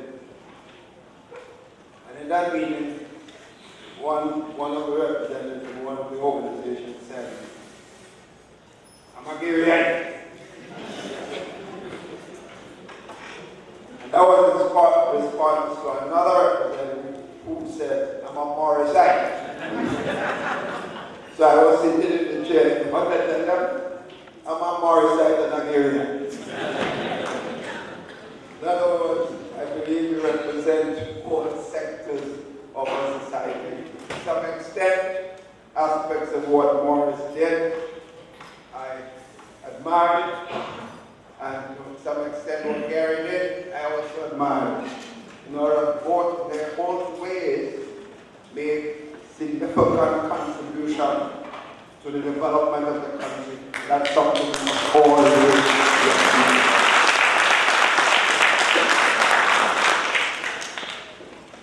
Sisters and brothers, in my short presentation, I want you to capture that spirit that I believe exists in our country.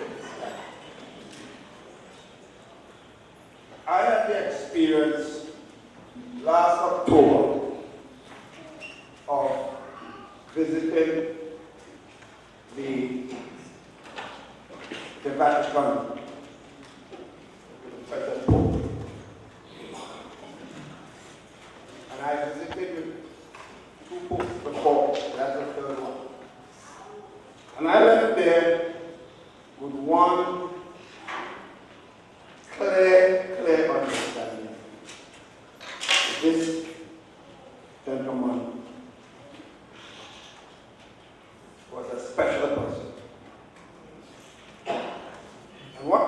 captured that view most.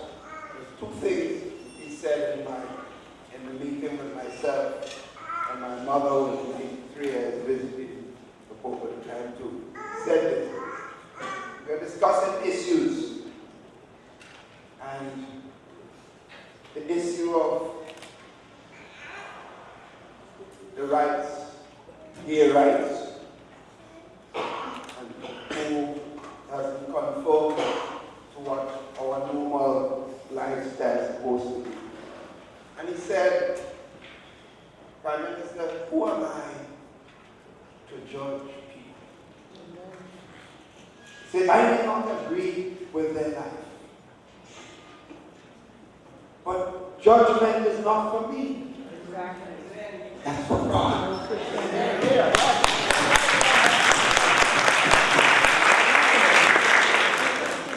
He said, therefore, in my own church, I will continue to tell my leaders that you have to engage everybody and love everybody, because they are all citizens of God's world, and they were brought here by Him. So He will make the final decision, not me. And he said they espoused the same philosophy about the issue of abortion. And he didn't agree with, but he did not feel that this is right just to condemn. Sisters and brothers, that touched him. Why? Because too many times we waste all our time condemning and attacking people because they are different from us on particular views. In effect, what he's saying, we need more tolerance. We need to understand that we cannot all believe in the same thing, but we can work for the common good of the development of mankind.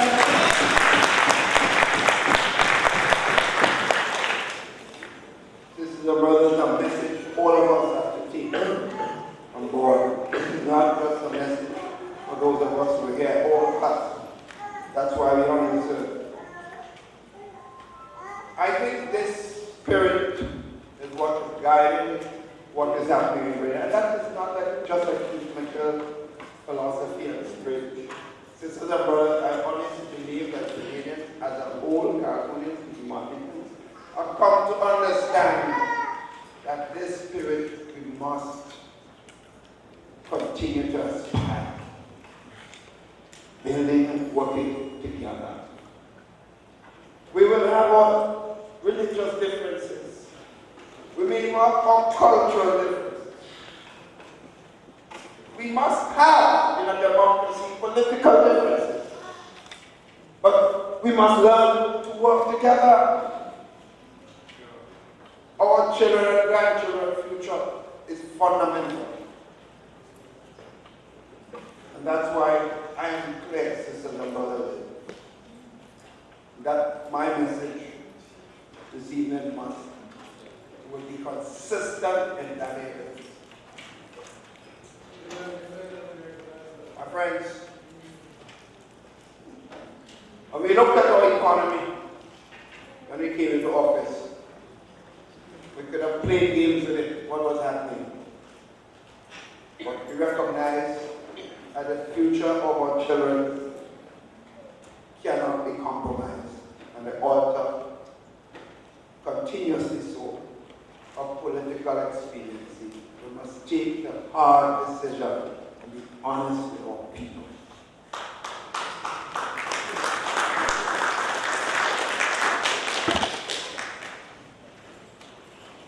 So we recognize that we have to pull the nation together and call on everyone to understand that we have to make the sacrifices if we expect others to help us.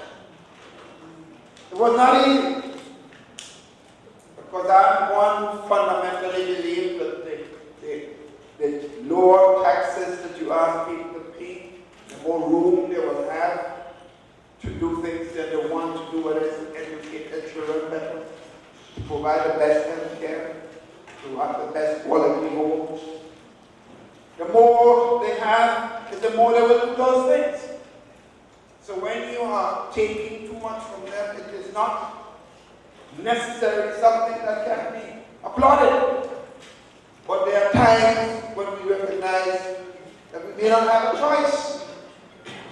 And if it means that we have to lose some political votes for doing what is right, then we must do it for the country. And that is the spirit in which we assume political office, sisters and brothers. And I am happy to report people of definitely back down.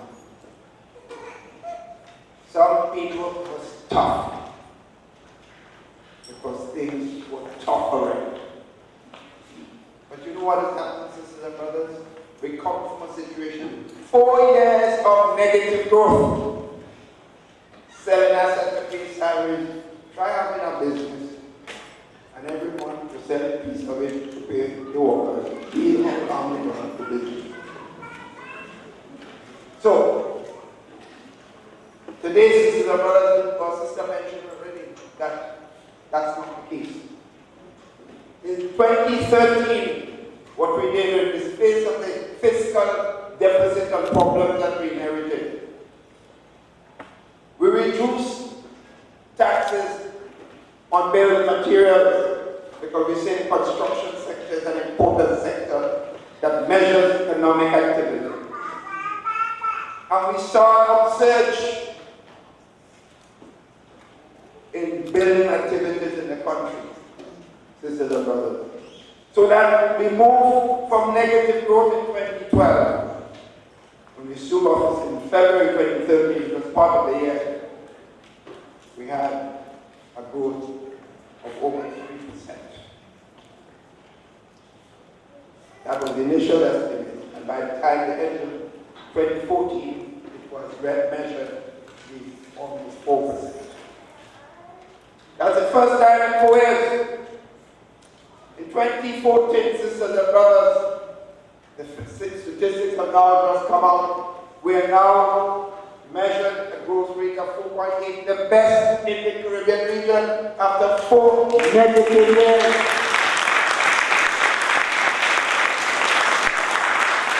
I can never say I can knock my chest. No, sisters and brothers, it's not.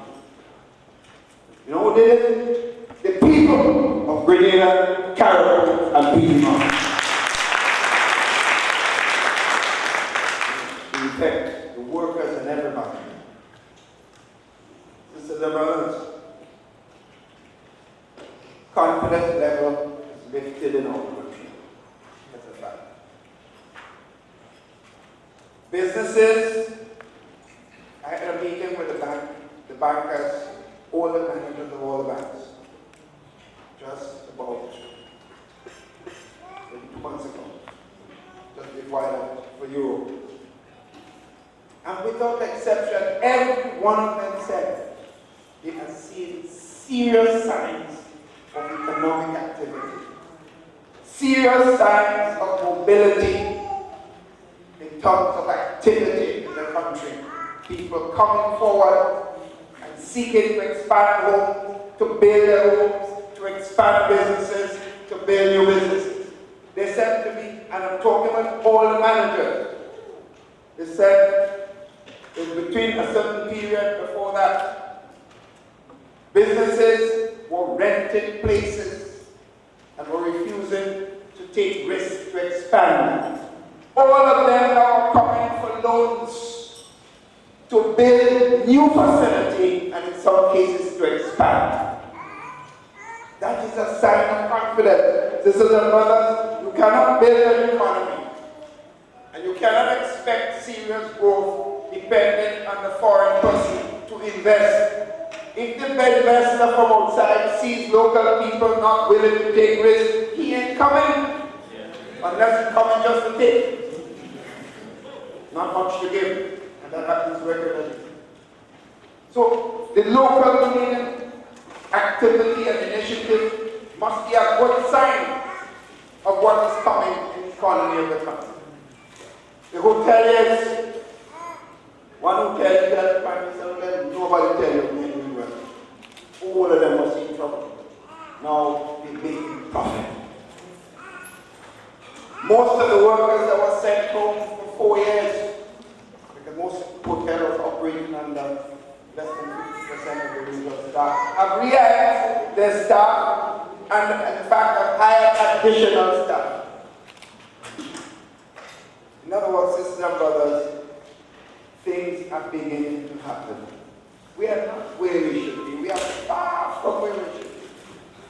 But the signs are there.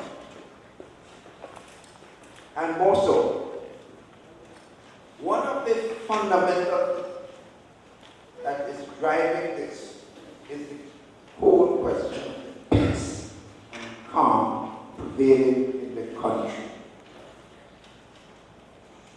I have said to the staff of the Ministry of Finance, with the best of intention, we want to get optimal revenue. But if we take a decision that upset a major group in the country that is responsible for serious development just because we expect to get some revenue, and we create an atmosphere that they become disenchanted, in the end we will get less revenue. So always reach out to make sure that we work with them. Make sure they take their responsibility, but do not do it in a manner that sends the wrong message. I say to the staff of the international airport and other places, customs and immigration, you are all ambassadors for the country. A man comes into the country and you start treating him like some animal.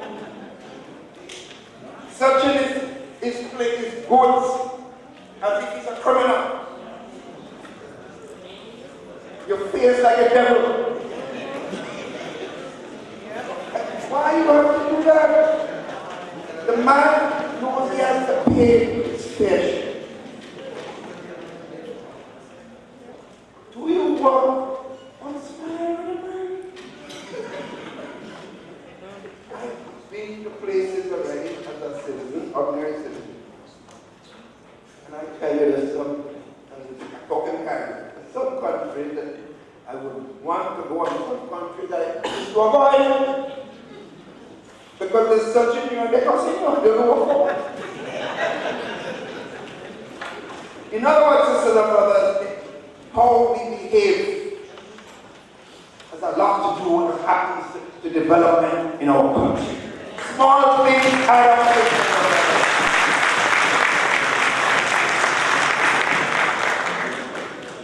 so staff, immigration, everyone has to get on board with Project Grenada. It's your part in the whole picture. The future of the country lies on your backs. So I am very proud of the fact that things are moving in our country at this time. Sisters and brothers, the youth of our country, I remember the night of the general election when I went into campaign, and I will never forget that scene. When I saw massive people, that shocked me. But you know what shocked me most? But the faces of those young people, right in front of the stage, up in my face. Young boys, young girls. And I saw that. It's picture of them. And I realized, I said to myself, my God, what put me there? What trouble put me in there? Because it was obvious they were like saying, Papa, save me. I never forget that scene. They were right in front of the stage. And at that point I said, you know something, I can't do this by myself. and real members on the stage. So it was then I said, for us to succeed in any measure, we need all on board. That's when, on the spot moment, instantaneously, I call up Brother Chester Humphrey, Sister Madonna Harford, and all comes up to say, you gotta help me. And you all know the political history battle between me and Chester. But I call him that night and say, we have a responsibility. We have to do it together. And I must tell you this. Chester's views about workers and his philosophical views have not changed. But I'll tell you this. He has provided significant support in getting our country to move forward. Many others in the trade union movement historically and probably still do not support the new national party. But they are doing a share, and this is what we need, sisters and brothers. You don't have to vote for Michelle of the national party to help build your country. You don't even have to like me. I tell people already, if you don't like me, you don't like me. Because I have a lot of people like me. So, but like the country, because sometimes we put personalities before country. So if I don't like the person, I'm not going to do this. Forget the person and do it for your children and grandchildren. They are the ones that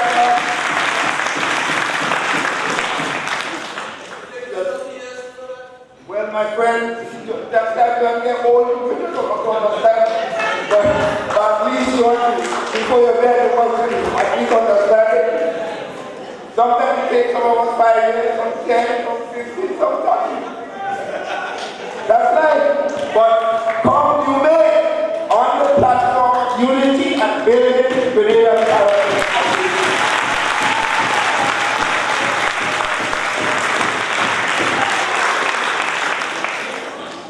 I also want to say something else. A friend of mine who said, Doc, you're a changed man. I said, no. I'm still keep mature, but let me tell you something. You, in your life, you do something one way, at the same way, and the same way.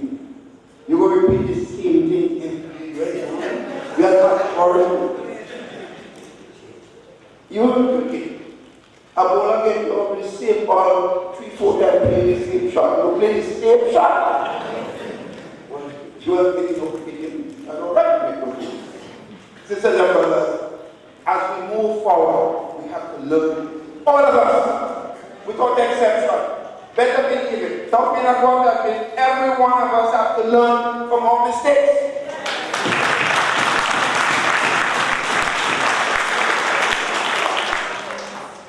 And when you do so, you are better for yourself, your family, your country, your village, and all concerned.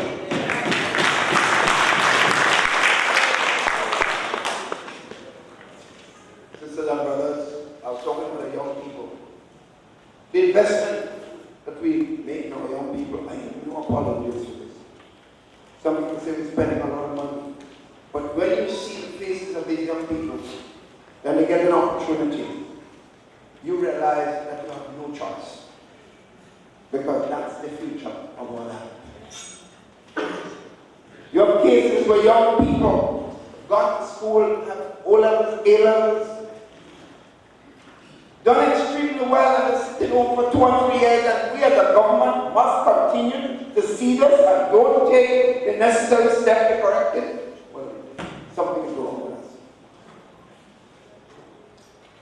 Some people said, look, we spent over $30 million here, whereas the year before that was $5 million and $4 million. why we spend all this money. I can't apologize for this. Because I see the benefits of this, the richness of initiative in our young people. Bush Short of Sandals has several properties around the Caribbean and North America. And he has said publicly and otherwise that he has 2 properties in Jamaica. That the best crop of young people that he has hired for a hotel is in Grenada. He's proud of your young people. So the talent is there, but we have not utilized it appropriately. We have misused it, sisters and brothers. It is time that we use our talents and use the people appropriately. Now I want to say a few words about the CARICOM region. I am convinced that where we are as a region, we are far from the vision. We cannot continue as in the many streets,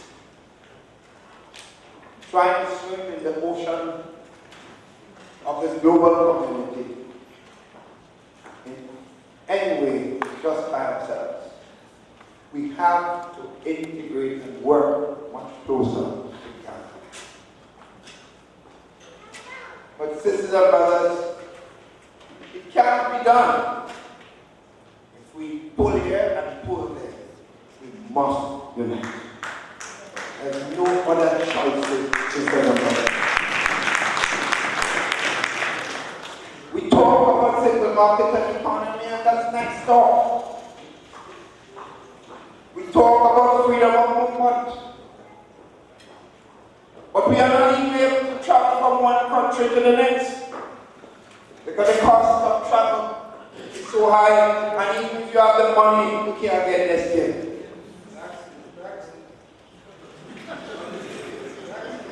And my friends, I say this here because I am not one who is any institution of business, but my fundamental belief, if you have a service to deliver, get your act together.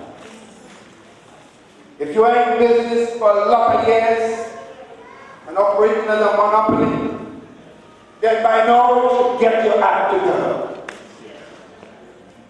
The region must do a lot more, and I'm trying to do it mine to ensure that we have better sea transport and better air transport, cheaper, more effective transport in the entire Caribbean region. We're working on a formula for this, my friends, and it has not to do against any institution or business or company. It's strictly in the interest of the Caribbean region to have better and cheaper transport so that our people can communicate better and reach each other than we are able to do at this time.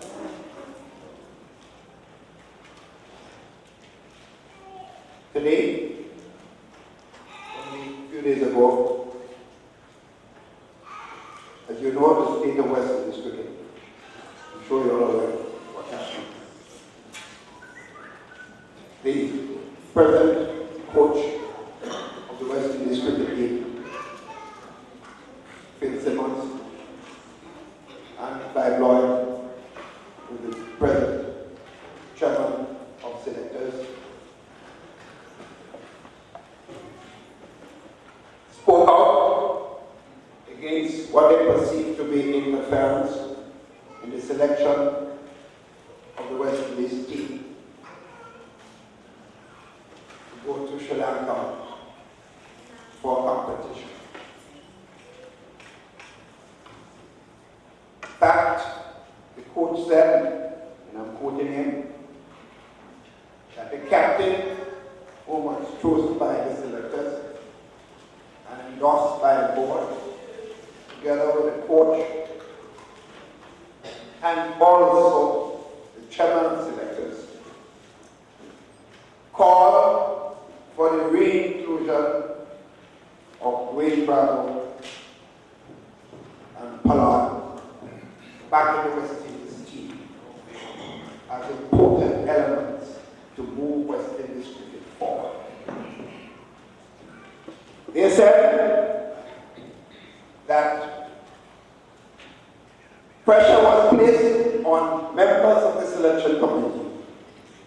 not to pick those individuals.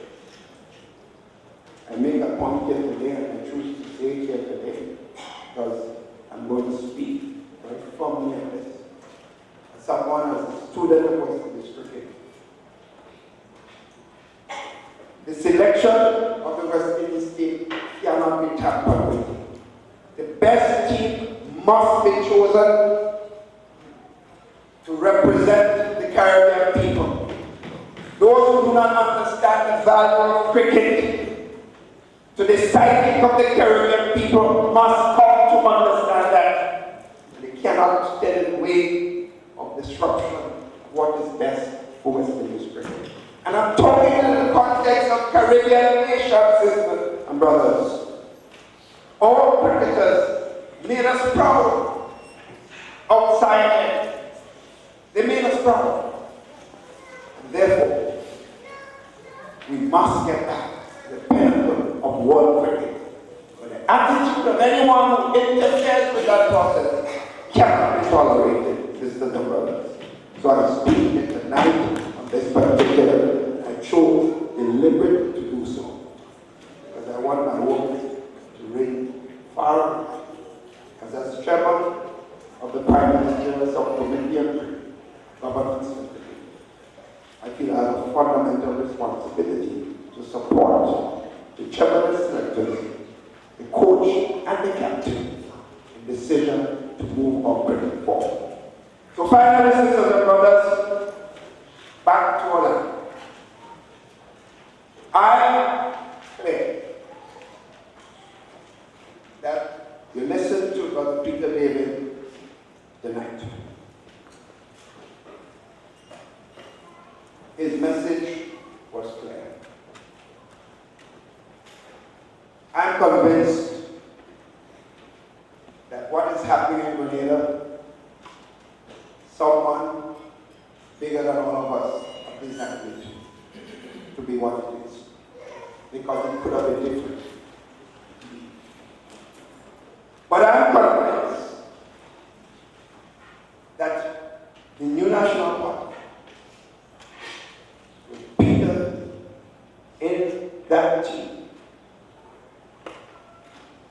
continues to demonstrate that it's a party that cares deeply about the people of Grenada, Caribbean, and Haiti. That fundamentally, the reason the Pope is receiving all international acclaim is why fundamentally he preaches love. Love is the answer. So no matter whether you like the person or not, if you care deeply about people who will work for the development of the people of the world. Sisters and brothers, join all of us. When you see any one of us talking to you about politics, the first way you judge us, not the nice talk, because some of us may be very good at it. All the philosophical theories, economic theories, some of us cram the books well, and we can come up with it. There is nothing, sisters and brothers, if you do not love people, you cannot lead people, sisters and brothers.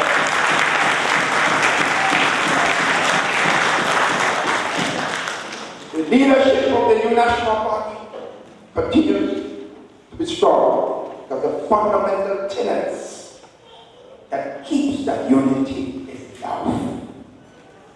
And no matter when Peter was outside the team, and he knows, I used to say that you're not an NPC, you're an MP. Because I tell you one thing we have in common. We love people.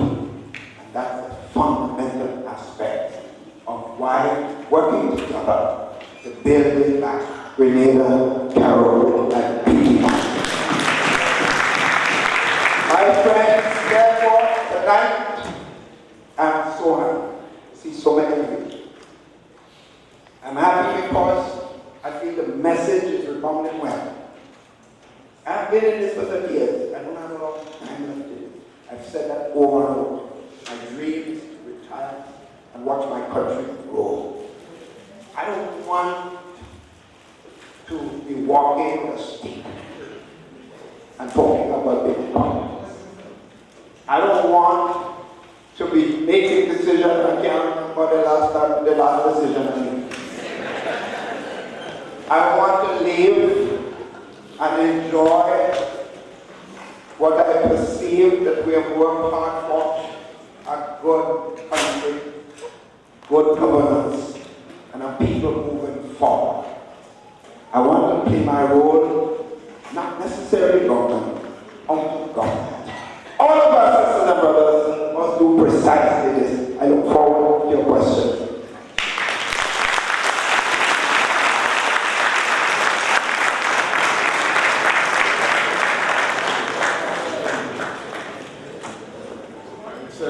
Thank you very much. Can we give him a round of applause again, please?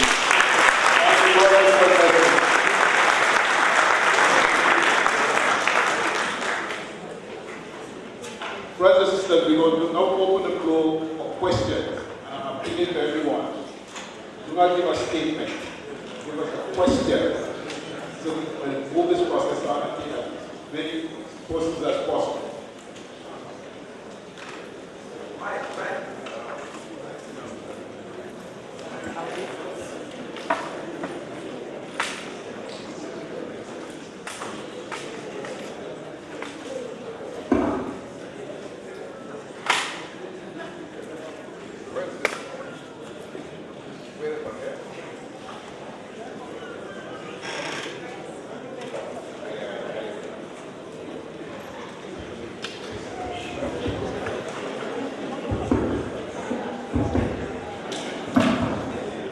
Ask the first question really quickly because I know it's late and I'll keep it moving, but I have 4 quick questions here.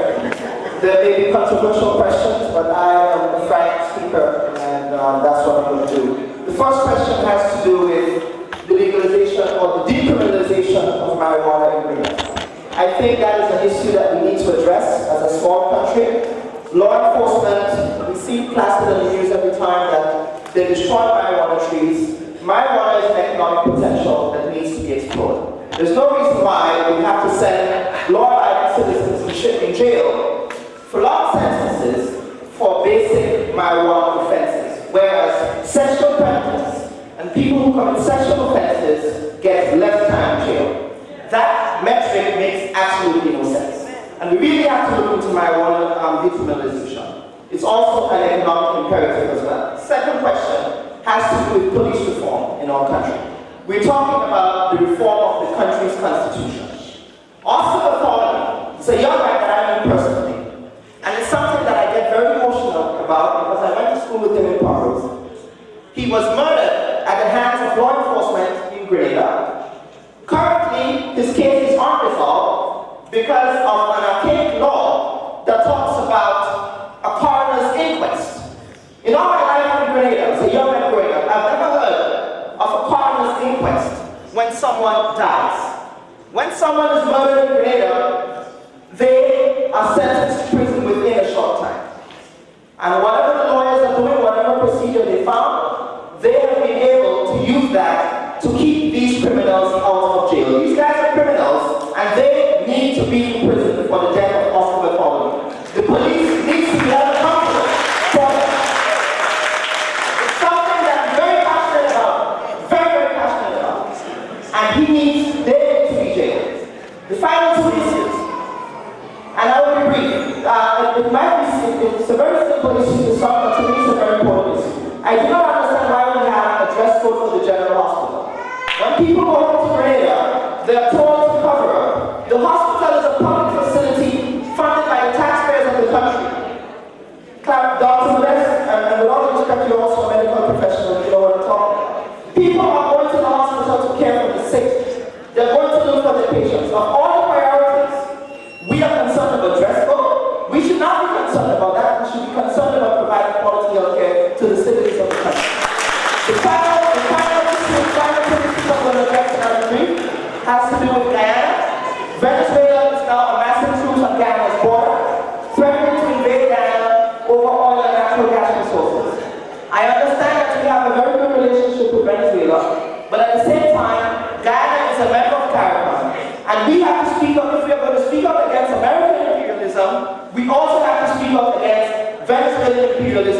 in the Caribbean region. The final issue is the Dominican Republic. You have a situation there where Haitian, Dominican citizens of Haitian descent have been ethnically cleansed and summarily deported to Haiti. CARICOM said that they were going to address this issue and nothing was done. So that's all I have to say. Thank you guys.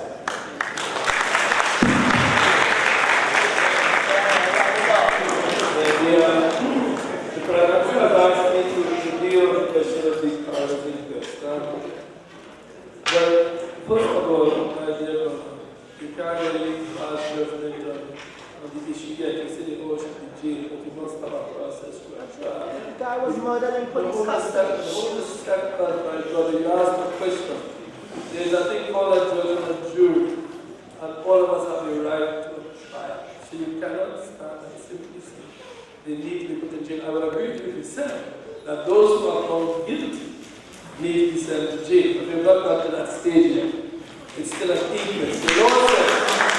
The law says that there are an inquest, and then, because remember, they had stopped the trial and then went back, stopped the preliminary inquiry, and then went back to the inquest. Unfortunately for you, that is the state of our law, and if you ask me that the law will change, and that's something maybe we need to look at, but that is the state of the law. So the process is still on the way. In fact, the inquest was done last week. They hope to wind up the inquest soon. Once the inquest is done, the magistrate will take a decision as to who, if any of them should go to trial. There will be a trial before a judge and a jury. And sometimes justice grinds slowly, and I agree with you. We have a backlog of cases in Grenada. Chief Justice only last week. We have 180 or 90 cases in the assizes. Now we may find that the backlog of a lot, but St. Lucia has 1,500.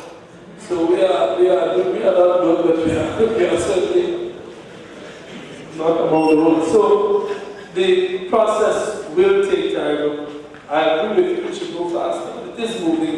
The inquest was heard last week, and it will be heard sometime again in the next couple of weeks. And if anybody is found guilty of murder, then the question of jailing them would have.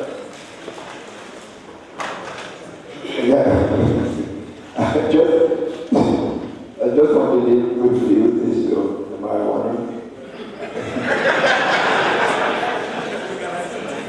My brother, my Rasta brother.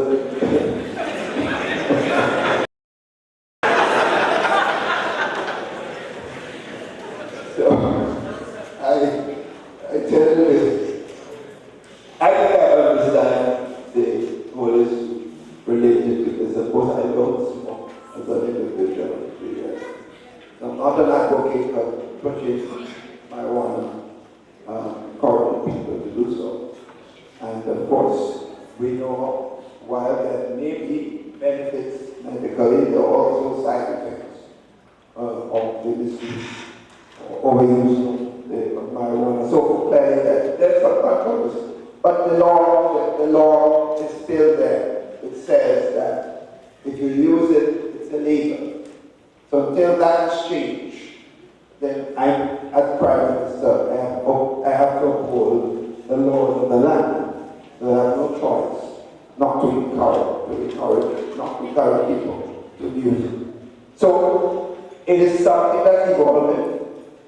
I'm pretty sure this week. And the last set of government meeting of a big discussion, Jamaica and St. Vincent, strong advocate. But one thing I agree with my brother is that I can't see how you can send somebody to prison for a little bit of marijuana, and then a fellow with a sexual predator is getting away because of the weakness of the system available to us. I totally agree with you that is something is a problem. As you know, our system is not perfect. All of us face the consequences of sometimes the slow pace of justice in the country as a whole. I myself face it. So I understand the concern of it, but we do everything takes time. I remember the last meeting with Obama and the heads of government, a question was asked him directly about marijuana. I'm not going to tell you the answer. But it was a very interesting answer indeed. You mentioned post-reform angry, there must be some movement in that direction. Clearly that is an area that we will be working on because there's some weaknesses in the system as a whole. The Guyana Venezuela issue, at the last heads of government meeting, they had appointed Fundos George from Barbados, the Prime Minister, Alban from St. Vincent, the Grenadian Prime Minister, and the Grenada Prime Minister, to mediate between our two friends, Venezuela and Guyana. And only this week, further meetings are being held to basically say to our friends, cool it. We cannot have any major confrontation between countries in the region or anywhere in the world. The Caribbean region sees us as a peace, and we have to maintain that. So we're talking to our friends, and we expect that common sense will prevail. The Dominican Republic, I don't think that's an issue. There'll be much of a controversy here because it is clear what is happening is to be totally wrong.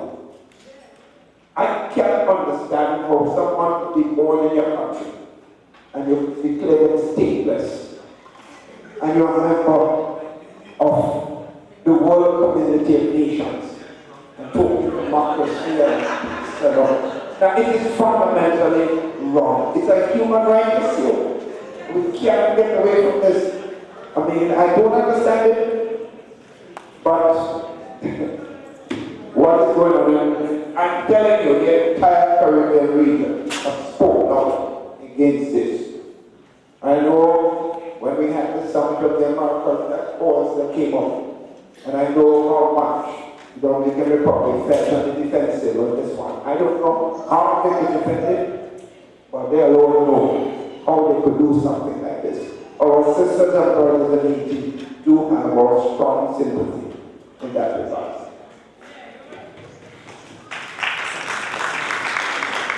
But I have this one, the one about the dress code. It's not a church. Yeah, I agree with you to some extent that, there are other more important things. Like medication. To be honest with you, I wouldn't like to see somebody, very scantily dressed going in hospital, maybe for their own protection. But sometimes I think the guidelines are a little bit torn. So it's something that we could look at, discuss with the appropriate authorities and see how we could deal with that and make it an honest. Excuse me, recently a friend of mine went No, the mic. Excuse me, I'm crossing Recently a friend of mine was in on vacation, she got sick.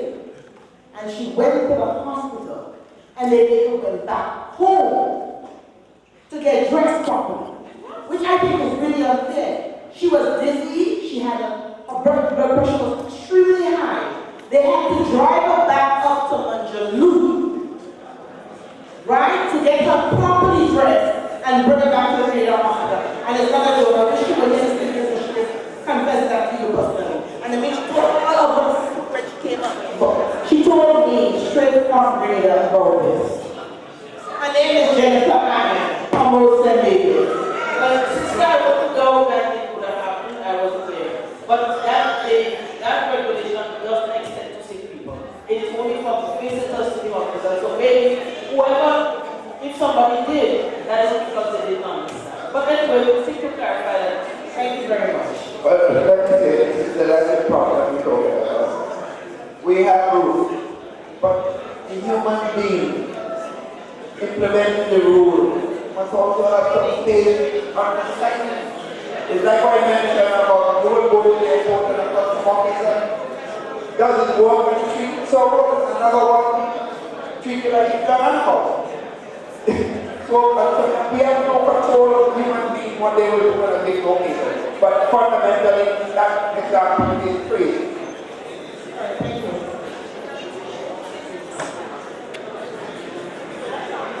Good evening. Good evening, friends. Good evening.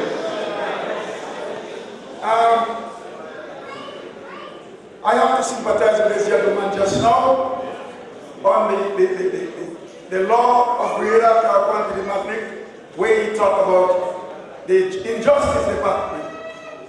As you, Prime Minister, and Brother David know, I fought a case similar to this gentleman with my brother that the police killed in this cell, in the jail in Caribbean. Brother David fought with me and you against your government, Prime Minister. I give you a letter wrote to you about my brother who was killed in the police department. You never respond. Up to now, I get no justice. So I sympathize with him.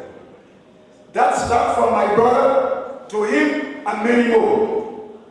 That's a fundamental breakdown of law and order in Grenada, Caribbean. You is aware, Brother David is aware, and everybody else. Having said that, I have two questions. One, Dr. Mitchell, as I was informed that the Postal Corporation of Grenada, Caribbean, and Petit Martinique is in transition to be what you call commercialized or privatized. I also found that at the end of this month, these workers at the Postal Corporation would exit, and a new government or whatever will take over. Question one. If this is true, I want you to tell us tonight who are the company or the business will be taking over that Postal Corporation. And two, what would happen to the workers that is working now? How would they be compensated and at what price and condition? Second question. So, Brother David,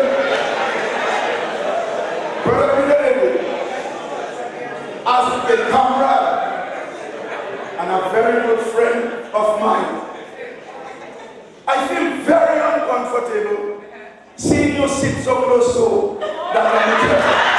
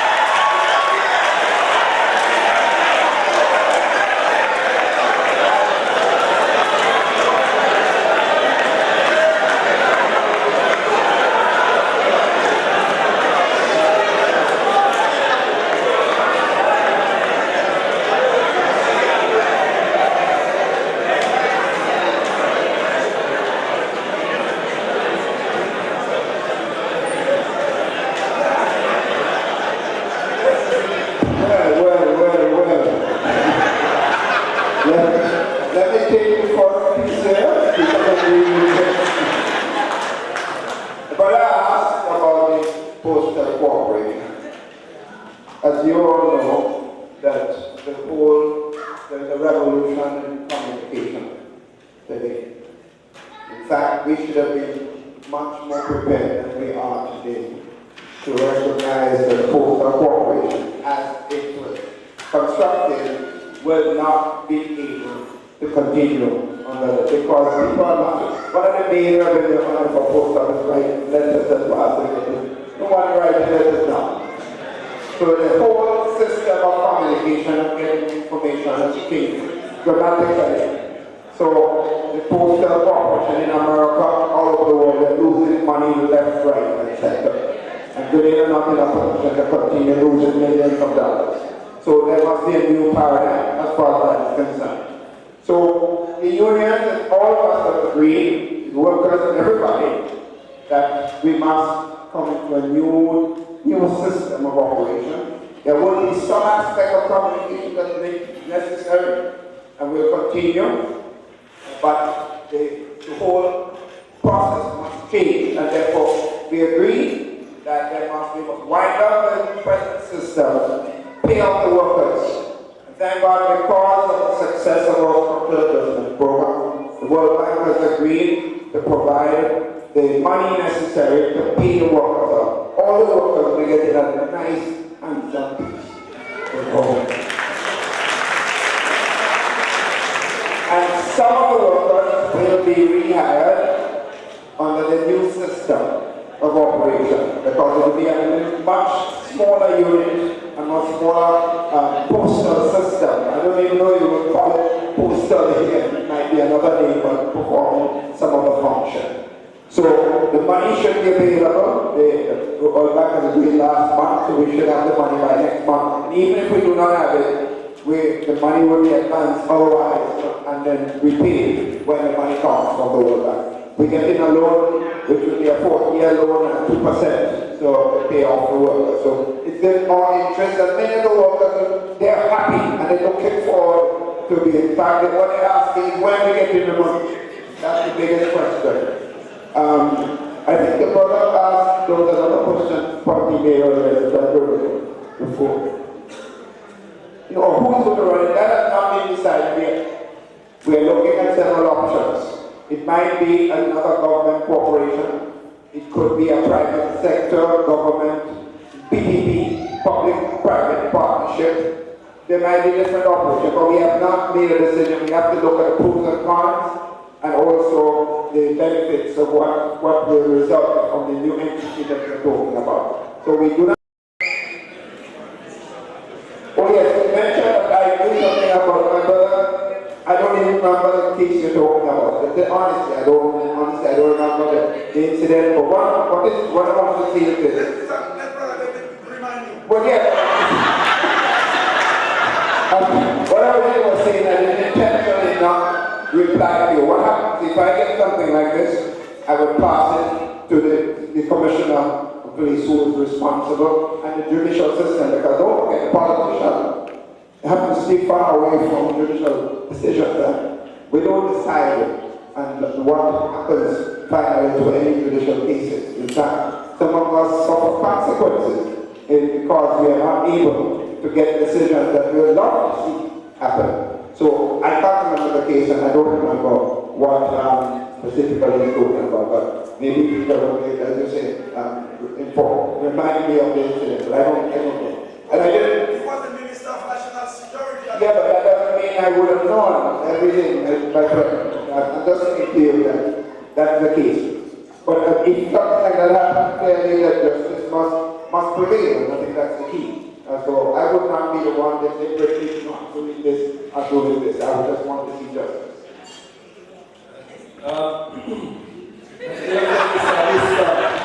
No, all I want to look at is from the style extremely close. So I don't really suffer a little about having me people to know.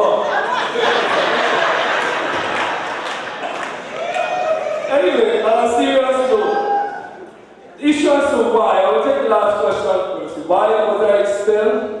Well, the truth is this, Mr. Minister. There are rules within the National Democratic Congress. Any members here would know that. There's a rule that says that if you are to be expelled, you have to be given notice of some hearing before the disciplinary committee. You will go to the disciplinary committee, and the disciplinary committee will make a recommendation to the executive who will take it into contention. And if I were noticed as to the reasons why I was expelled, I would certainly tell you. But the truth is, And you know, I think one member explained the fact that none of the rules of the Constitution was adhered to. We were not noticed. In fact, I was about to go to the convention in the morning, and my good friend Stanton called me, the chairman, and said, Peter, don't bother come here because they just moved to expel. I was not aware, I was given no notice, so I have no idea what the reasons were.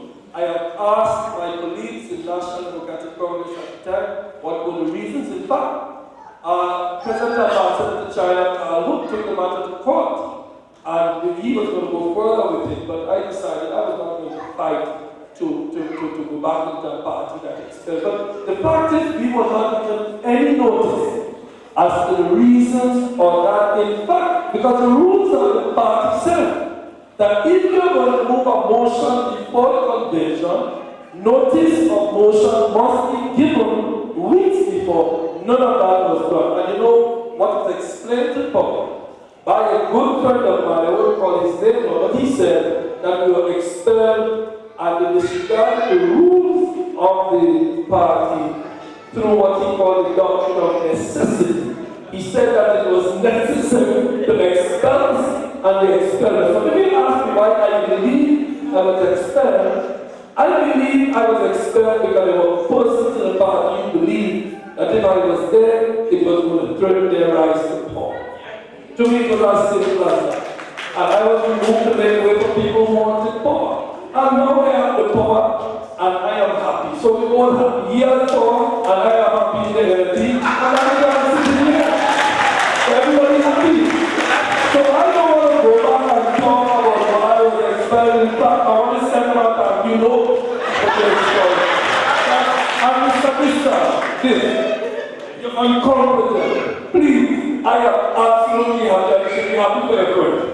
Because at the end of the day, and I'm serious about this, that I am absolutely competent working with Dr. Mitchell. Because you see, why the political enemies, Dr. Mitchell recognized that was important, I recognize he's important, and no. That is politics. That is politics. You're trying to power with the man who you seek. I believe Dr. Mitchell needed to move to make way for us, and he believed I needed to move to make way for him. That is how political parties are there to get political power. But we both arrived at a position now where we believe it is important for the country to work together. And as Dr. Mitchell said earlier, one of the things he said to me, Peter, you know, the way this thing worked out is like the hand of the man who's on it in order to get us where we are.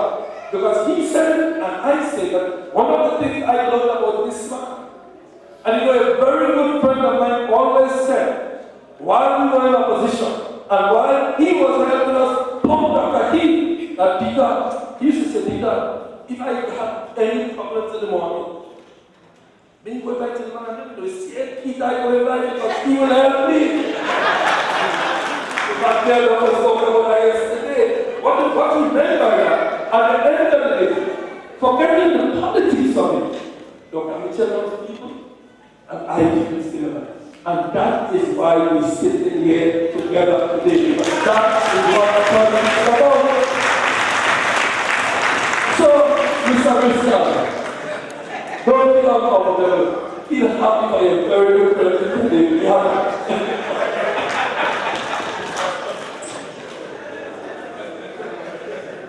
Good day, Mr. Prime Minister. My question concerns the General Counsel. I know you had a shuffle in your cabinet within the past couple of weeks, and a lot of people got moved around. But we've been quite a while now without a Counsel General. And without having a Counsel General, there's a lot of things that cannot be done. A lot of Grenadian National cannot get the help that they need here in New York. And my question is, why has it taken so long to have someone in that position? And is it going to happen anytime soon? Because again, a lot of people could be needing help, and not having an office here in New York creates a problem for our national. In fact, I'm from a national terrorist city. You ask for the guys for the help out, but I think you need to be helping us out here in New York by having a Counsel General in that office. I'm able to answer that question. I'll give it the short one. I need to do one more than that. The thing is that we recognize the concern of our people in the New York diaspora, and we have taken steps to remedy the situation. First of all, you have to make a request of the State Department. They have told you it will take a period of time. They have, at this point in time, they have inspected the location. They made some specific recommendations, and they're quite satisfied that we have adhered to the recommendation. So they've given us a green light for that. Then you have to look for an appropriate person. We have selected somebody, but again, you have to make a request, what you call an argument, from them, so that they approve the individual. That is where we have somebody, but we can't say that this is the person who's going to be, because it depends on the agreement of the State Department. Usually, they approve the person and they expect that to happen, but we are waiting on that to make an announcement. As soon as that happens, which I've been assured will be the shortest possible time, maybe in the next couple of weeks, the consulate will be up and running. So the preparations are being done, the office has been set aside. All we need now is to have the person and do the stuff. As a matter of fact, they have given us some information that we could start the consular office while we are waiting for the individual. We still have the problem about the individual. When you go there, you want to have the appropriate person to deal with your issues appropriately. So by Christmas, you'll get a nice Christmas gift for that. But I want to just, you want to speak on a prayer? I wanted to say that one of the commitments that the Prime Minister insisted on was that we cut on costs, so cut on expenses, wastage, or expenses that we could not afford. It may not have been wastage, but we could not have afforded. I mentioned earlier on that when we came in, there was a deficit in the wage bill of $18 million, which means every month you are going to overdraft to pay people, because the revenues you generated could not satisfy the necessary or the required expenditure. So some countries, I know Barbados, for example, I know there's a Barbadian somewhere who probably people substantiate what I'm saying, send home 3,000 people. We did not do that, because we recognize that when people are waiting on an income on a monthly basis, and you just suddenly take it away from them. And I heard the brother passionately ask, what is going to happen to those who send home? We did not do that. And therefore, one of the things we had to do was to look at ways that we could keep the wage bill up. We have done that very successfully. And I know there was concern about the Miami office. The other policy that we have is that when we set up offices in other places, I mentioned earlier that the eyes of the world is on Grenada. That is very true. People want us to set up offices in their country, and also because of the level of the interaction that we have, it would be good for us to have. We have been very, very discriminating as to where we go because of the cost. And what has happened, as in the case of Miami, is that we have gotten a friend of Grenada who has taken up upon himself the cost. He has employed 2 Grenadians, so the consular work is being done at a Grenadian in Miami. As a matter of fact, in the few months he's been there, that man has brought investors to Grenada, and very importantly, he has secured a number of scholarships for Grenadian people. So from January or September of the next school year, that is what will be happening. So we are considering opening other offices, other places, but we're looking for people to partner. Otherwise, we will get back into the same deficit that we had before. Let me just make one point. I think to correct one thing the brother said, that services are not being provided. That is not the case, brother. There is not any report of the lack of availability of services provided consular-wise. In other words, why we didn't have the work of the consulate were in fact proceeded. And don't forget, we inherited that situation from previous government. And they never failed to deliver consular services. And we never failed. They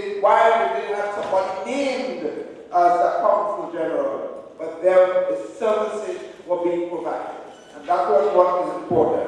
But since it was creating that perception, and from the New York is too important to have that perception prevail, we decided to directly solve it with that individual. But there was no lack of provision of services in New York.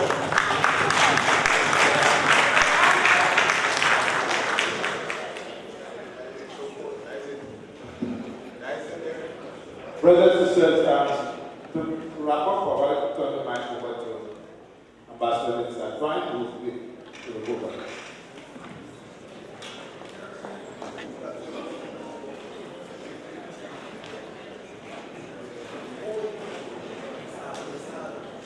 Well, my sisters and brothers, hello. My tweet is very short to say thank you. I want to express on behalf of the Prime Minister, Minister of Foreign Affairs, Senator, my distinguished colleague ambassadors, our deep appreciation for your very respectful participation and attendance. I want to acknowledge and express thank you to the artists who performed. I want to particularly express our appreciation to the DJ. In addition, Ms. Grenada, for your vote of confidence in the fact that you expressed confidence in the process which continues in Grenada. I want to also recognize the very wonderful rendition of the national anthem. It is said that when confidence is placed in us, we treat it with respect. Tonight, you have demonstrated respect by your continued participation and unabiding interest in Grenada.